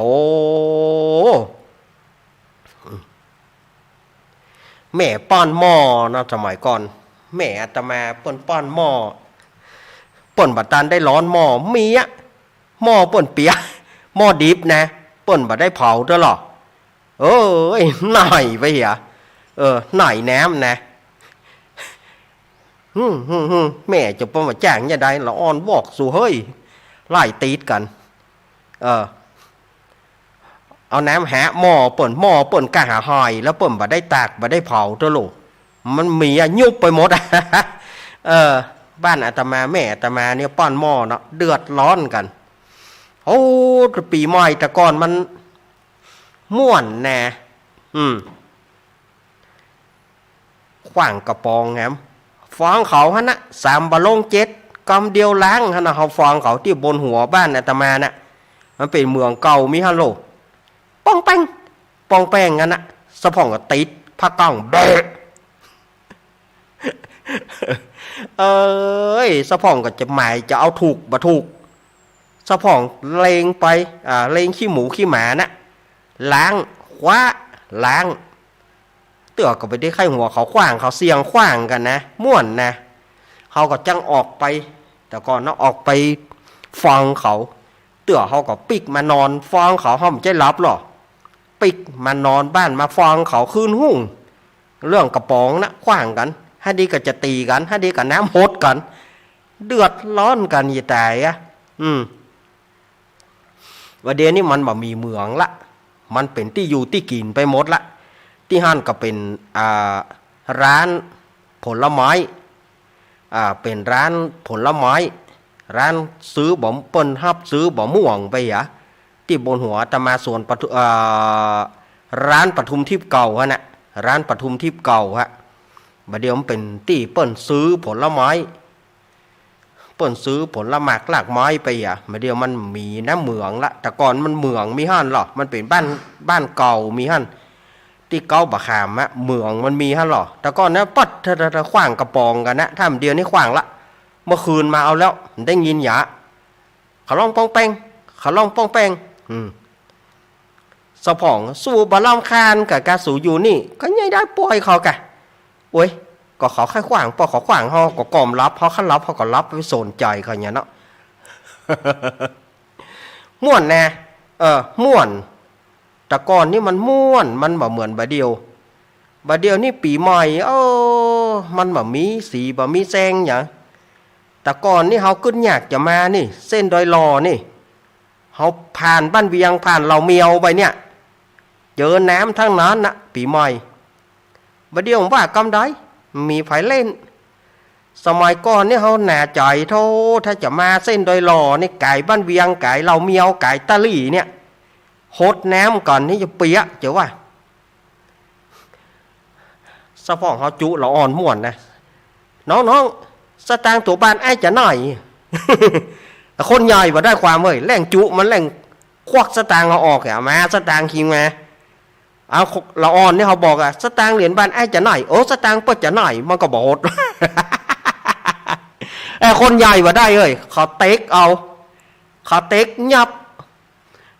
เขามาเท้าแป้หลังแล้วจกเอาสตางค์เราออกสตางค์เหรียญบ้านเขาออกหมดห่าวางหมดน่ะบัดนี้ เขาจุละอ่อนยกแขนหน่อยไอ้น้องสตางค์เหรียญบ้านไอ้จะหน่อยนี่นะแล้วมันก็บอกโหดละอ่อนนะสตางค์เปิดจะหน่อยคนใหญ่เฮ้ยคนใหญ่นี่แกมันมายุ่งจอมยุ่งมารู้ว่าสตางค์เขาควักสตางค์ในกระเป๋าเขาออกหมดโหดแหนมเขาจนได้ม่วนปีใหม่ปีวานแต่ก่อนเนาะโหดแหนมกันอย่ามาม่วนแล้วเหลือแล้วเปิ้นมีอย่างไรท่านอาจารย์เปิ้นโหดแหนมกับเปิ้นอย่างคอขามากันคอสูมากับสมัยแต่ก่อนมันก็ใจน้ำไปซื้อสูมากันนุ่มสาวฮักกันก็แสดงความฮักกันในน้ำมันนะเอาน้ำนั้นนะไปซื้อได้ฮักกันเป็นการขอขมาลาโทษกันนี่หรอภายหลังมาก็เป็นการเกมเล่นสนุกกันไป เล่นที่มันบักควรไปเอาปะแป้งหน้าตาน้ำแข็งเอาน้ำแข็งขว้างสะพองริวน้ำแข็ง สมัยมันเป็นน้ำแข็งมือหรอน้ำแข็งหลอดย่อมบ่มีเตื้อเอาลิ้วถุงอะเอาใส่ถุงแล้วก็ลิ้วมัดเนี่ยแล้วเอาขว้างไปถึงถุงนะถูกหัวเปิ้นแตกก็มีถูกกระจกรถเปิ้นแตกก็มี นะแต่ก่อนมันก็ไปอย่างหนึ่งแต่ณปัจจุบันนี้ถามหาว่าวันยังหวานอยู่มีไหมปีใหม่บ่มีและสถานญาติโยมปีใหม่บ่เดียวแต่บ่ฮู้ว่าท่านนายกเขตถาจะเอานะปีนี้นะท่านนายกเขตถาเปิ้นว่าปีใหม่ปีนี้จะเอาให้อลังการงานสร้างไงหรอเพราะว่าเปิ้นจะย้อนยุคโคตรน้ำก็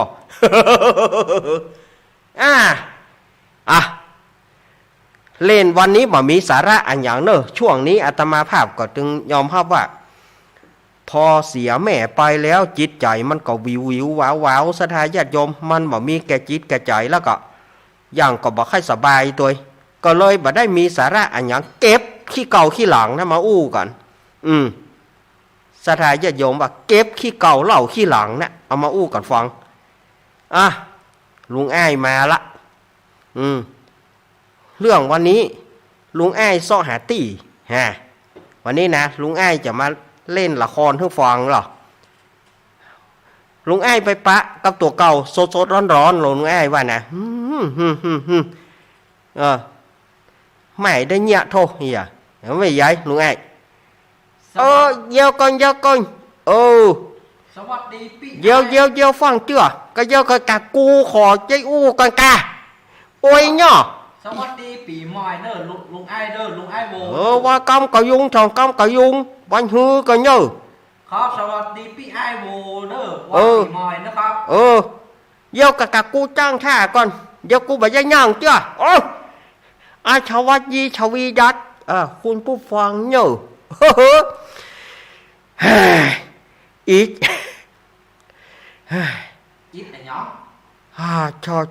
อบบ่ง่ายอยู่เบาบิดยอดมาจนว่าโปชหูยับจับไม่ไม่ใหญ่ยาหอมกะห้าเจยีอีป่อไม่ใหญ่โห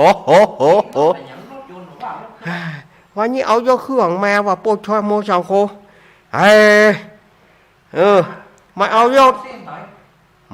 ดอันนั้นมาเนี่ยยอดสูงเนี่ยยอดคงโยงเนี่ยปูตลกเนี่ยไอ้โยแย่ๆเนี่ยอันโชโยใช่แย่เนี่ยโอ้โชบาดใจกันยังย่อยโอ้ยวันนี้ได้ฮะอีกจะอีกว่าอันนี้ไปประชบกันย่อยุงไอ้ยายไปปะกับตัวเก่าแม่มันเป็นวันช่วยอันยังบ่ฮู้โจกบะยีไปเหี่ยวบาว่าเนี่ยเรื่องมันเนี่ยไปเหี่ยวบาแม่พอโมช่างโคเหียเจอเสียงเพลงไอเสียงไฟมุบแมบจ่าปอยายจ่ายายพึ่งโอ้เนี่ยถ้าไปป้าใส่เฉายากอยู่ง่ายไปเต้นว่าอย่างยายกับว่ายี่เต้นกันไม้ลุงว่ะเต้นกันไม้ลุงว่ะเพื่อเลี้ยวเพื่อยาหัวเข่าป้อด้านเงาค้อนกองหัวใจป้อจะเต้นหัวใจป้อจะหลุดออกจากเบ้า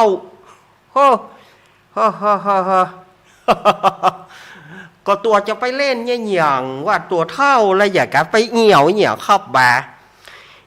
เนาะคนเฮานี่มันก็หาความชุกข์ใช้ตัวพ้องเนาะอยู่ไงก็จ้างใจว่าจะไปเหี่ยวดีๆนั่นนะเองอยู่ไผ่บ่หูบ่เยี่ยวนี่ไงมันไปอยู่กำพร้าเอามาเกี่ยวอย่างก็เฮาหรอหมอมีกะหาตังปีคนเดียวเนอะลุงไงหาตังปีคนเดียวเด้ออันยังบ่ฮู้พ่อมันก็บ่มีแม่มันก็บ่มีเนาะเองอยู่มันก็เลยไปเหี่ยวให้มันเหี่ย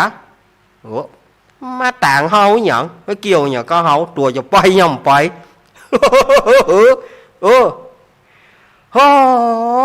อุ่นใจจะไปเหี่ยวพักผ่อนคลายอารมณ์อีกะ ฮัมโมโอ้โชไปเชียงกับสาวเสียงสตางค์ตะไดชามุนชอบแง่วอยู่เหลือกันอย่างบัดเดียวนี่เหลือกะเดียวผืนเดียวลูกเบาบ่ฮื้อขึ้นเฮือนบัดเดียวนี่มาฮื้อนอนปืนกะย่างมันมาฮื้อขึ้นเฮือนโอ้ป่อพิษจะอี้บ่ยายก็บ่ฮื้ออภัยว่ะเฮ้ยจุกอกจุกใจเจงย้ำก็ตัวบาล่างลูกมันจะไวตัวรู้บ่ใจไวเฮาก็จริงอยู่ไงก็ว่าจะไปช้อมเช่ามันชะกรรมว่าย่างเขาเอาเพลงไอ้ยังก็เนี่ย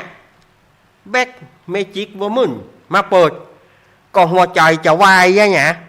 ข้าวเย้าก็ไปเจอใส่เพลงจุ่มจิ๋มชายเมืองสิง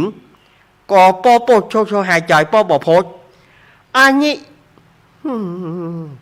ไอ้คุณเธอจังไรเนี่ยกะบอกดิ้นกันไหมลุงวะดิ้นกันไหมลุงอีกปอชเฮ้ว่าจะย้ายก้อมันจึงฟังยากยุงไปเต้นว่าปูธโมสังโฆเฮ้ยตั้งแต่วันนี้ไปจนไปอียุงขอหยาบเนอะหยาบกุ้งเจนจ่ายเนอะจะลาบเตะวะเขาว่ามันเตะไหมเขาว่าร้อยเอาบาทเดียวนะเขาว่านะbà chưa ý bà chưa nhà đây cả tư bà chưa ai chạy kiện cảnh màมันก็เข้าการพนันนะกะลุงไอ้ก็เข้าเครือไก่ค่ายการพนันกะก็ใช่กินกันอยู่ แล้วลุงไอ้ไปnhà đâyโปcho trẻ giàuให้ฟังnhàโปchoอีหอกชะหมูยันสู่มาเจอคุณผู้ฟังใจขึ้นปูโชลากลุงไปยังบัดเจ้าผู้เจ้าคนวะเอาไปเจียนกลางฟอบุ่นเหือกะเหือใครเข้ากะหอไปจ่ายนี่ไม่ยังไงลุงอธิบายให้ฟังอธิบายให้ฟังแจ้หานี่แจ้หน่อหน่อเนี่ย USB driver mode กันเยอะยังปิดนี่เหรอกูขอห้ากับชงมาเยอะ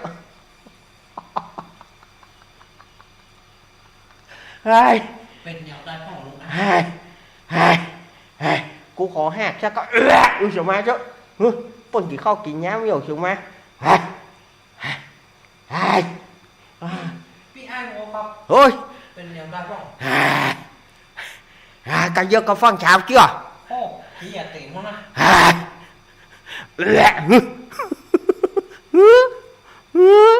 อยู่ไหนbà Tư Yên cả nhiên chơi yên và học sao một nhỉ phó gia nhâu giáp gia nhâu cung trên trái nhâu ôi chết nha chết cả mau gieoเฮ้ยแล้วพ่อไอ้ก้อนเป็นอย่างไรพ่อไอ้ก้อนโมกับอุ้ยสิง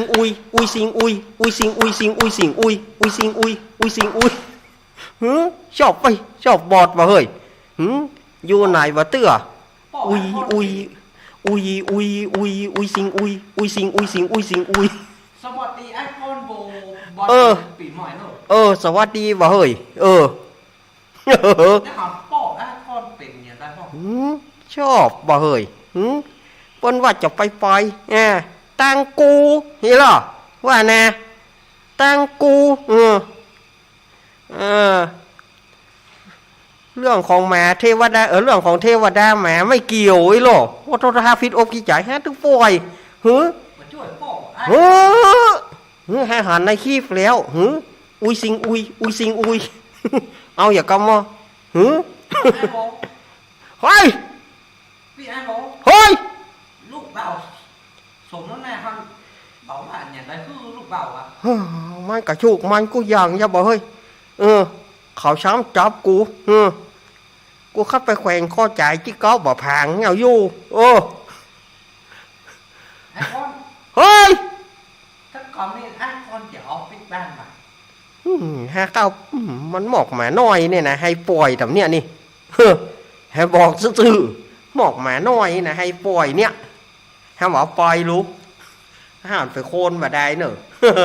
หมอกหมาน้อยในขวางแต่เนี่ยโอ้โหเฮ้ย ลูกบ่าวบอกว่าเนี่ยท่านบอกว่าแต่ก็ลูกบ่าว อ่ะก็ถูกมาเนี่ยบ่เฮ้ยมันจึงถูกมันกูคออย่าเอาปล่อยยังเนอะพอแล้วเนาะเนาะเล่นกันไปบ่ได้เนอะสถานญาติโยมคลายเครียดอย่าคิดอะไรมากนะเอาละสถานญาติโยมประเดี๋ยวนี้ก็เหลือเวลาแถม20 นาทีเนาะอาตมาจะเปิดสายเนอะอาตมาจะวางสายสถานญาติโยมคอยจะโทรมามาจากกันก็น้อมเชิญเจริญพรเนอะ ฉันยังไม่เสร็จเลยอ่ะ ที่หมายเลขโทรศัพท์เดี๋ยว089พี่พูดแบบนี้หมายความว่าไง214ก็หมายความแบบที่มึงได้ยินนั่นแหละกูมาเอาคนได้นอกของมึงเนี่ยไม่ได้แค่ไหนนะ089 ทำไมพี่พูดแบบนี้ฉันเป็นเมียพี่นะ0135โทรเข้ามาเดี๋ยวเนาะ มึงเป็นเมียกูได้แต่เมื่อไหร่ การเล่นการนัวกันไปวันนี้ก็ถือว่ามีสาระอันหยัง มึงจำใส่กระโหลกงูไว้ด้วยนะ ฟังกันแล้ว มึงมันก็แค่ทางผ่านที่กูมาเอาแล้วก็ไป ใจยังเนิ่จะไปขึ้นทำนี้ดีจังหยุดเป็นอย่างเงี้ยและช่วงหลังนี้มันแบบมีแก่ วันอื่นเนี่ยล้างด้วยนะตอนนี้กินกับปลาล้างตากแห้งนะ อาตมากับวิวข้ามมากับง้อมสถานญาติโยมแบบแจ้งอู้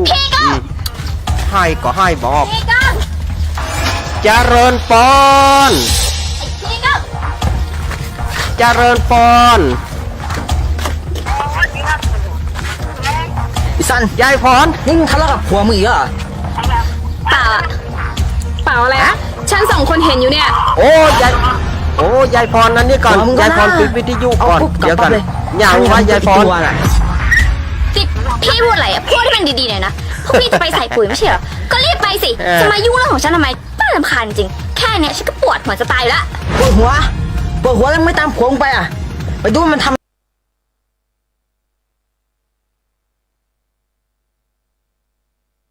เนาะยากะมันกับใครเครียดกับไปยายพรเนาะห้ามคิดมากนะยายพรเมื่อวานมันคือมันต้องหนาวนะเมื่อวานมันฮ้อน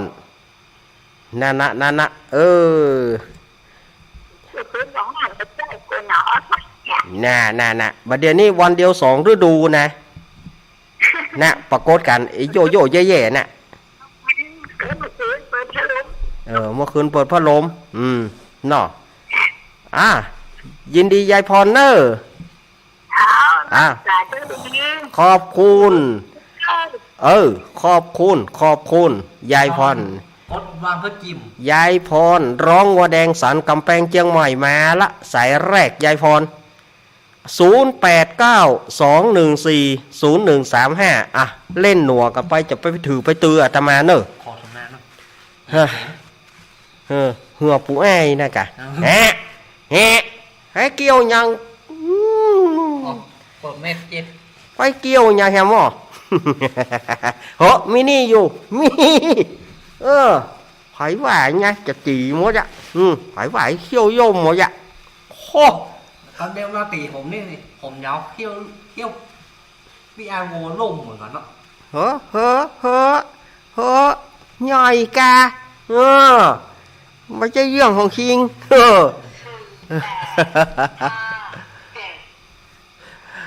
เจริญปอนติดแล้วว่าจะได้แม่โทรจากที่ไหนสีโพธารามเจ้าแม่สุกแก้วเนาะเจ้าครับท่านมันต้องกึดนักอ่ะมันต้องกึดนักเพราะว่าต้นไปสบายแล้วขอบคุณแม่เจ้าทุกเราต้องกึดถึงตัวละเงินเดียวกันโมดอ่ะมันแม่มันใหม่ๆเนาะแม่มันตึงมีเฮาบักกึดมันตึงมีหน่อยมันแม่นกะวันนั้นฝนตกกึดเติงหาเปิ้นได้ฮอเปิ้นอยู่หมดแล้วน่ากะเฮากับว่าอ่านนั่นน่ะแม่มันมีหันน้อยหนึ่งมันมีนิ้วมันจัด ได้อยู่ เออ ได้อยู่ แน่แน่แน่แน่ แม่นพ่อลูกตายได้เดือนกับ11 วันนะ อ่า ตาลูกตายแฮมนะ โอ้เออเออ จะบอกคุณก่อนเนอะแบบต้องทำใจให้ได้เลยอ่ะ นะ เราต้องตั้งสติให้ดีๆนะลูกเนอะ ครับขอบคุณเนอะแม่ เจ้า แม่สุแก้ว เจ้า วันนั้นพี่หมอยถามหาเนอะ เจ้า เออ มันรับไปก่อนนะเจ้า อ้าวพี่หมอยเพื่อถามหายแม่นะ เจ้า พี่หมอยว่าถามหาแม่สุแก้วมาเนอะอีหรอวันนั้น ถ้าจะมาฟังไปตาทุกคนรับไปเถอะก่อนนะเจ้า ฝันหันไผ่หูอู้กันอี เจ้า ฝันว่าไผ่หูอู้กันอีตื่นมาโหวิทยุ ไม่เห็นแต่บอกก็เพลงก็ออกหมดเวลาแล้วอย่าไม่อยากกลับไปแล้วพี่หน่อย ครับ ก่อนจะลาขอนะ อ่า ครับ ขอบคุณนะแม่ เจ้าเจ้า แม่สุแก้วคำอ้วนสีโพธาราม แม่สุแก้วสีเตี้ยมาได้ฟังเจ้าเนอะอีแม่เหยวิทยุจะดังเมื่อใดบอกหูเตื้อเจริญปอน เจ้าพระวัชเจ้าลุงแมน จากตั้งได้ อยากไม่น้อยมาสุดท้ายไม่สมบัติเจ้าเขาฟังโม่นดี เฮ้อเฮ้อเฮ้อ ได้เครียดดีได้ เออ เจ้า สันทรายเนาะ แข่งลุงแมนนะเจ้า ครับแม่ เจ้ากับวัชเจ้า ครับ อันนี้ โอ้ไก่ทั้งนั้น ร้องงัวแดง แล้วก็สารปีสันทรายปดโทเจริญปอน รีบบอกรีบปุยขอรีบพายตลาดจะไหว้สายโบจะเน่า แม่ สแกนเจ้านิดละ แม่จันโสมมณีจาก ฟัง ค่ะ พูดไหน วันเดือนเพลงถูกได้ไปเจาะจับพระขี้เล็กมาเจาะทำไมใช่หัวนี่ซะ เปิ่นบอกแล้วบ่มีไผเชื่อเหลือกำ แรกอะมันกินวันก่อนนั่นแต่เป็นข้าวฝังรัดอย่างเดียวฝังเกลืออย่างเดียวเนาะ เปิ่นบอกแล้ว เปิ่นบอกแล้วเหลือกำ แล้วมันมาไปไก่น่าจะเนี่ยเข้าไปเอาไปแจกกัน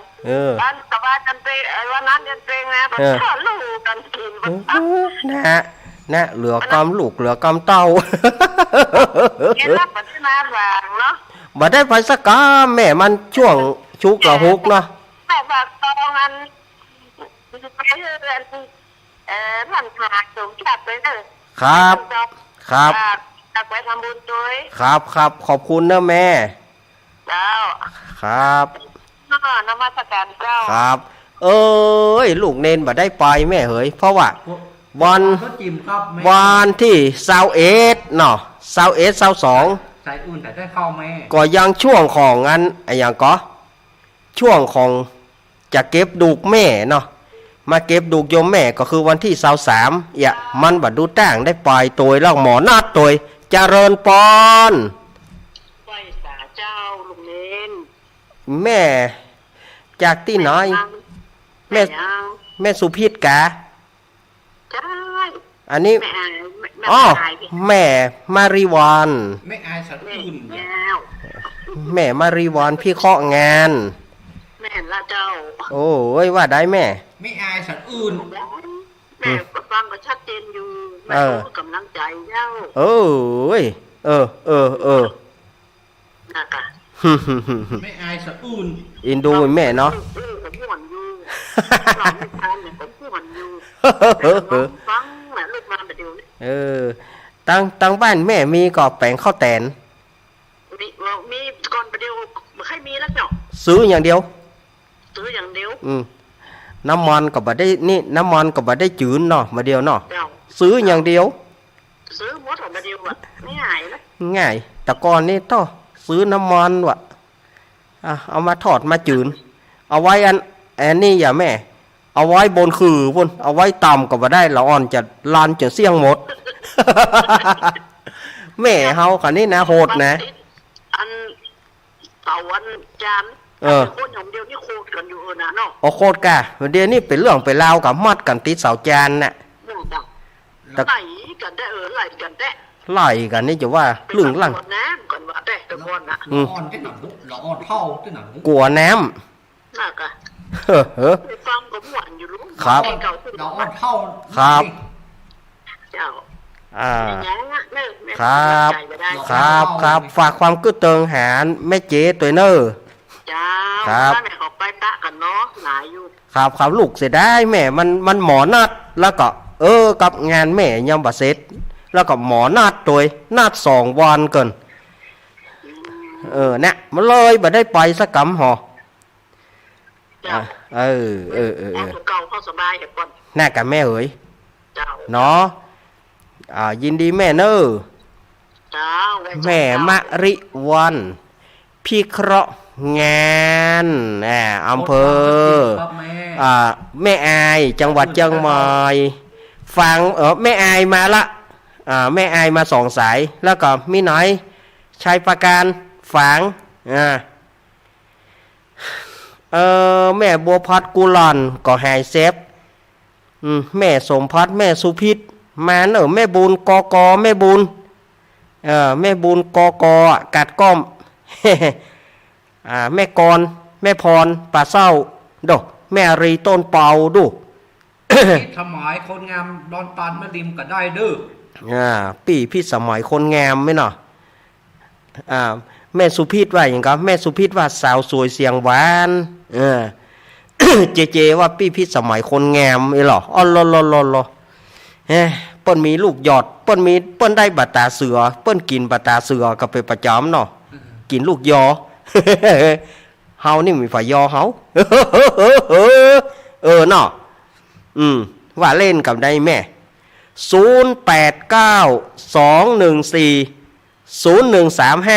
0892140135มีกอ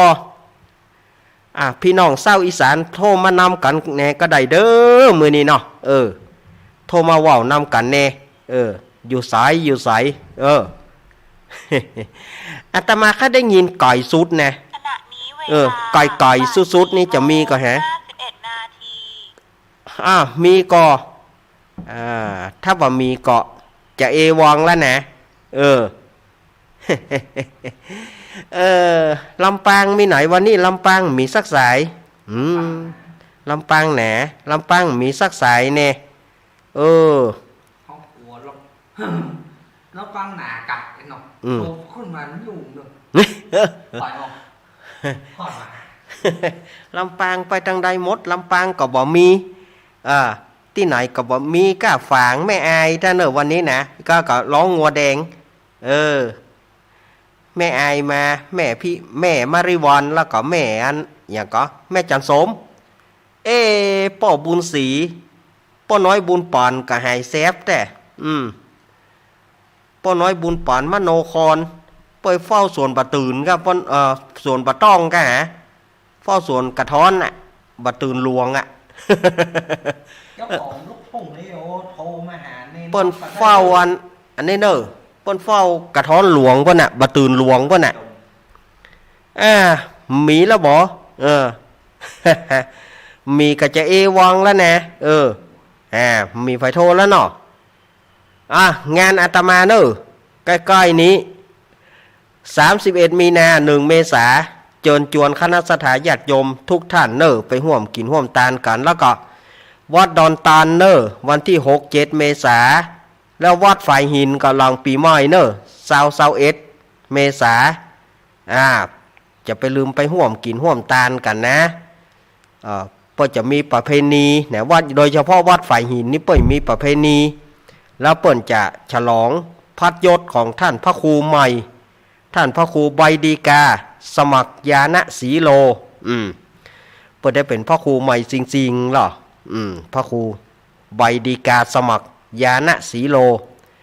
บางคนก็ถามว่าท่านพระครูสัญญบัตรกับท่านพระครูใบดีกานี่เหมือนกันก็ถ้าสัญญบัตรนี่เปิ้นจะเปลี่ยนเป็นพระราชทินานามเปลี่ยนชื่อแต่ถ้าเป็นพระครูใบดีกานี่เปิ้นจะใจชื่อเดิมอยู่ใจชื่อเดิม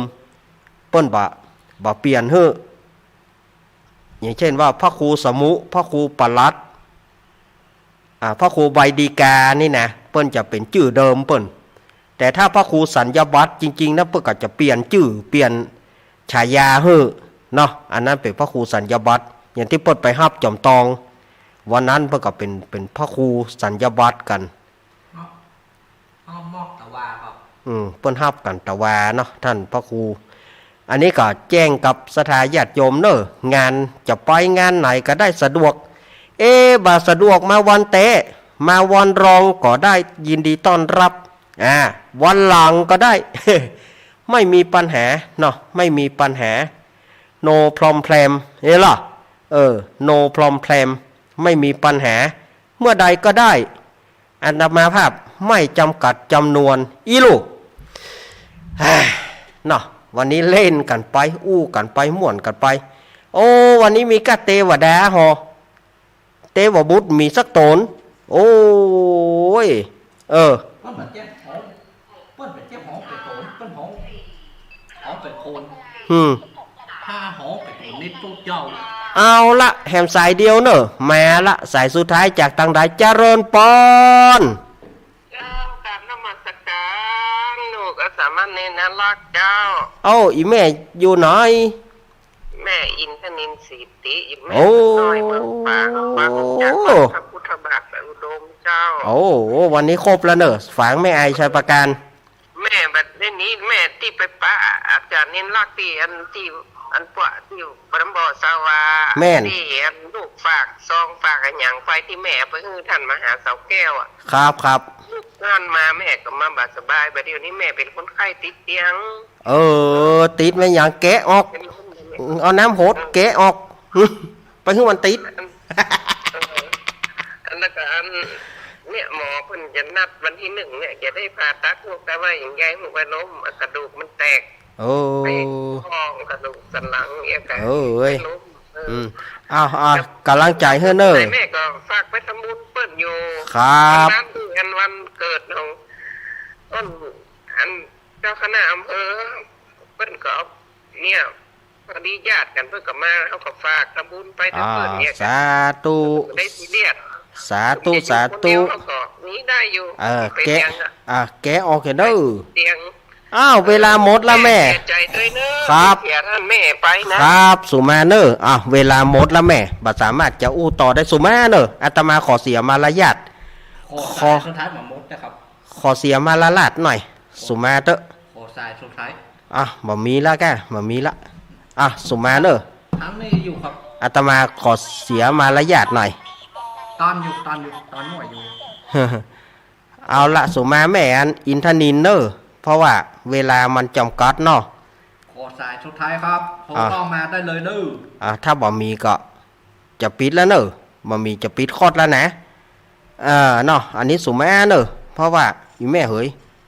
เวลามันน้อยมันจำกัดก็อีแม่ขอแสดงความเสียใจมาอาตมาได้รับแล้วเนอะสุมาเตอะเพราะว่าเวลาเนาะแม่เฮ้ยคนไข้ติดเตียงอาตมาบ่อยากคือไผติดสักคนนะแกะออกเขียมันติดนักติดหนากะมันไปกาวกะเอาน้ำหดแล้วก็แกะออกถ้าไปติดเตียงเนาะบอกงานสามีแฮมล่องนี่ก็งานอาตมาเนอะ31 กับ 1เนาะเชิญชวนคณะสัตยาติโยมร่วมทำบุญทำทานกัน6 7ก็วัดดอนตันเมืองแก้วแม่ริมแล้วก็21ก็วัดฝ่ายหินตำบลสุเทพอำเภอเมืองจังหวัดเชียงใหม่เนอะเอาละสถาญาติโยมอาตมาได้ได้จากสถาญาติก็พอสมควรแก่การเวลากรรมอันใดที่อาตมาได้เล่นได้หนัวไปมันเป็นกรรมบ่ม่วนอย่าได้ก็ดีกรรมหานีกรรมหาพโยชนะบ่ได้10 นิ้วขอกราบสุมาต่อครูบาอาจารย์พระสงฆ์องค์เจ้าป้อน้อยป้อหนานนักบัณฑิตนักปราชญ์ผู้หูขอสุมาตัวที่มันเล่นไปเกินไปกะเล่นไปที่บะจ่องบะใจกันเนาะอังการหน้าก้อยปลากันใหม่แต่อาตมาอาจจะหยุดเมื่อปีใหม่เนอะ16เนี่ยอาตมาคงจะบ่ได้มากับบ่ฮู้แต่นาพอสถานการณ์ก่อนเนาะโชเฟอร์เปิ้นก็จะบ่ว่างกะถ้าโชเฟอร์บ่ว่างก็ก็บ่เป็นอย่างนะอาตมาก็บอกว่าเนาะวันนี้ขออ้างเอาคุณพระศรีรัตนตรัยสิ่งศักดิ์สิทธิ์ทั่วฟ้าสากลโลก จงอภิบาลรักษาศรัทธาญาติโยมอันเป็นที่ฮักเคารพของอาตมาภาพยงอยู่ดีมีสุขเคาะเกณฑ์เวรภัยอย่ามีอายุเตี่ยงเต้าทีคานั้นจุงจักมีเตี่ยงแต่ดีหลีอภิวาทนาสีริสานิจังวุธาปจายิโนจัตตารโรธรรมาวัฏันติอายุวโนสุขังพระลังขอเจริญพร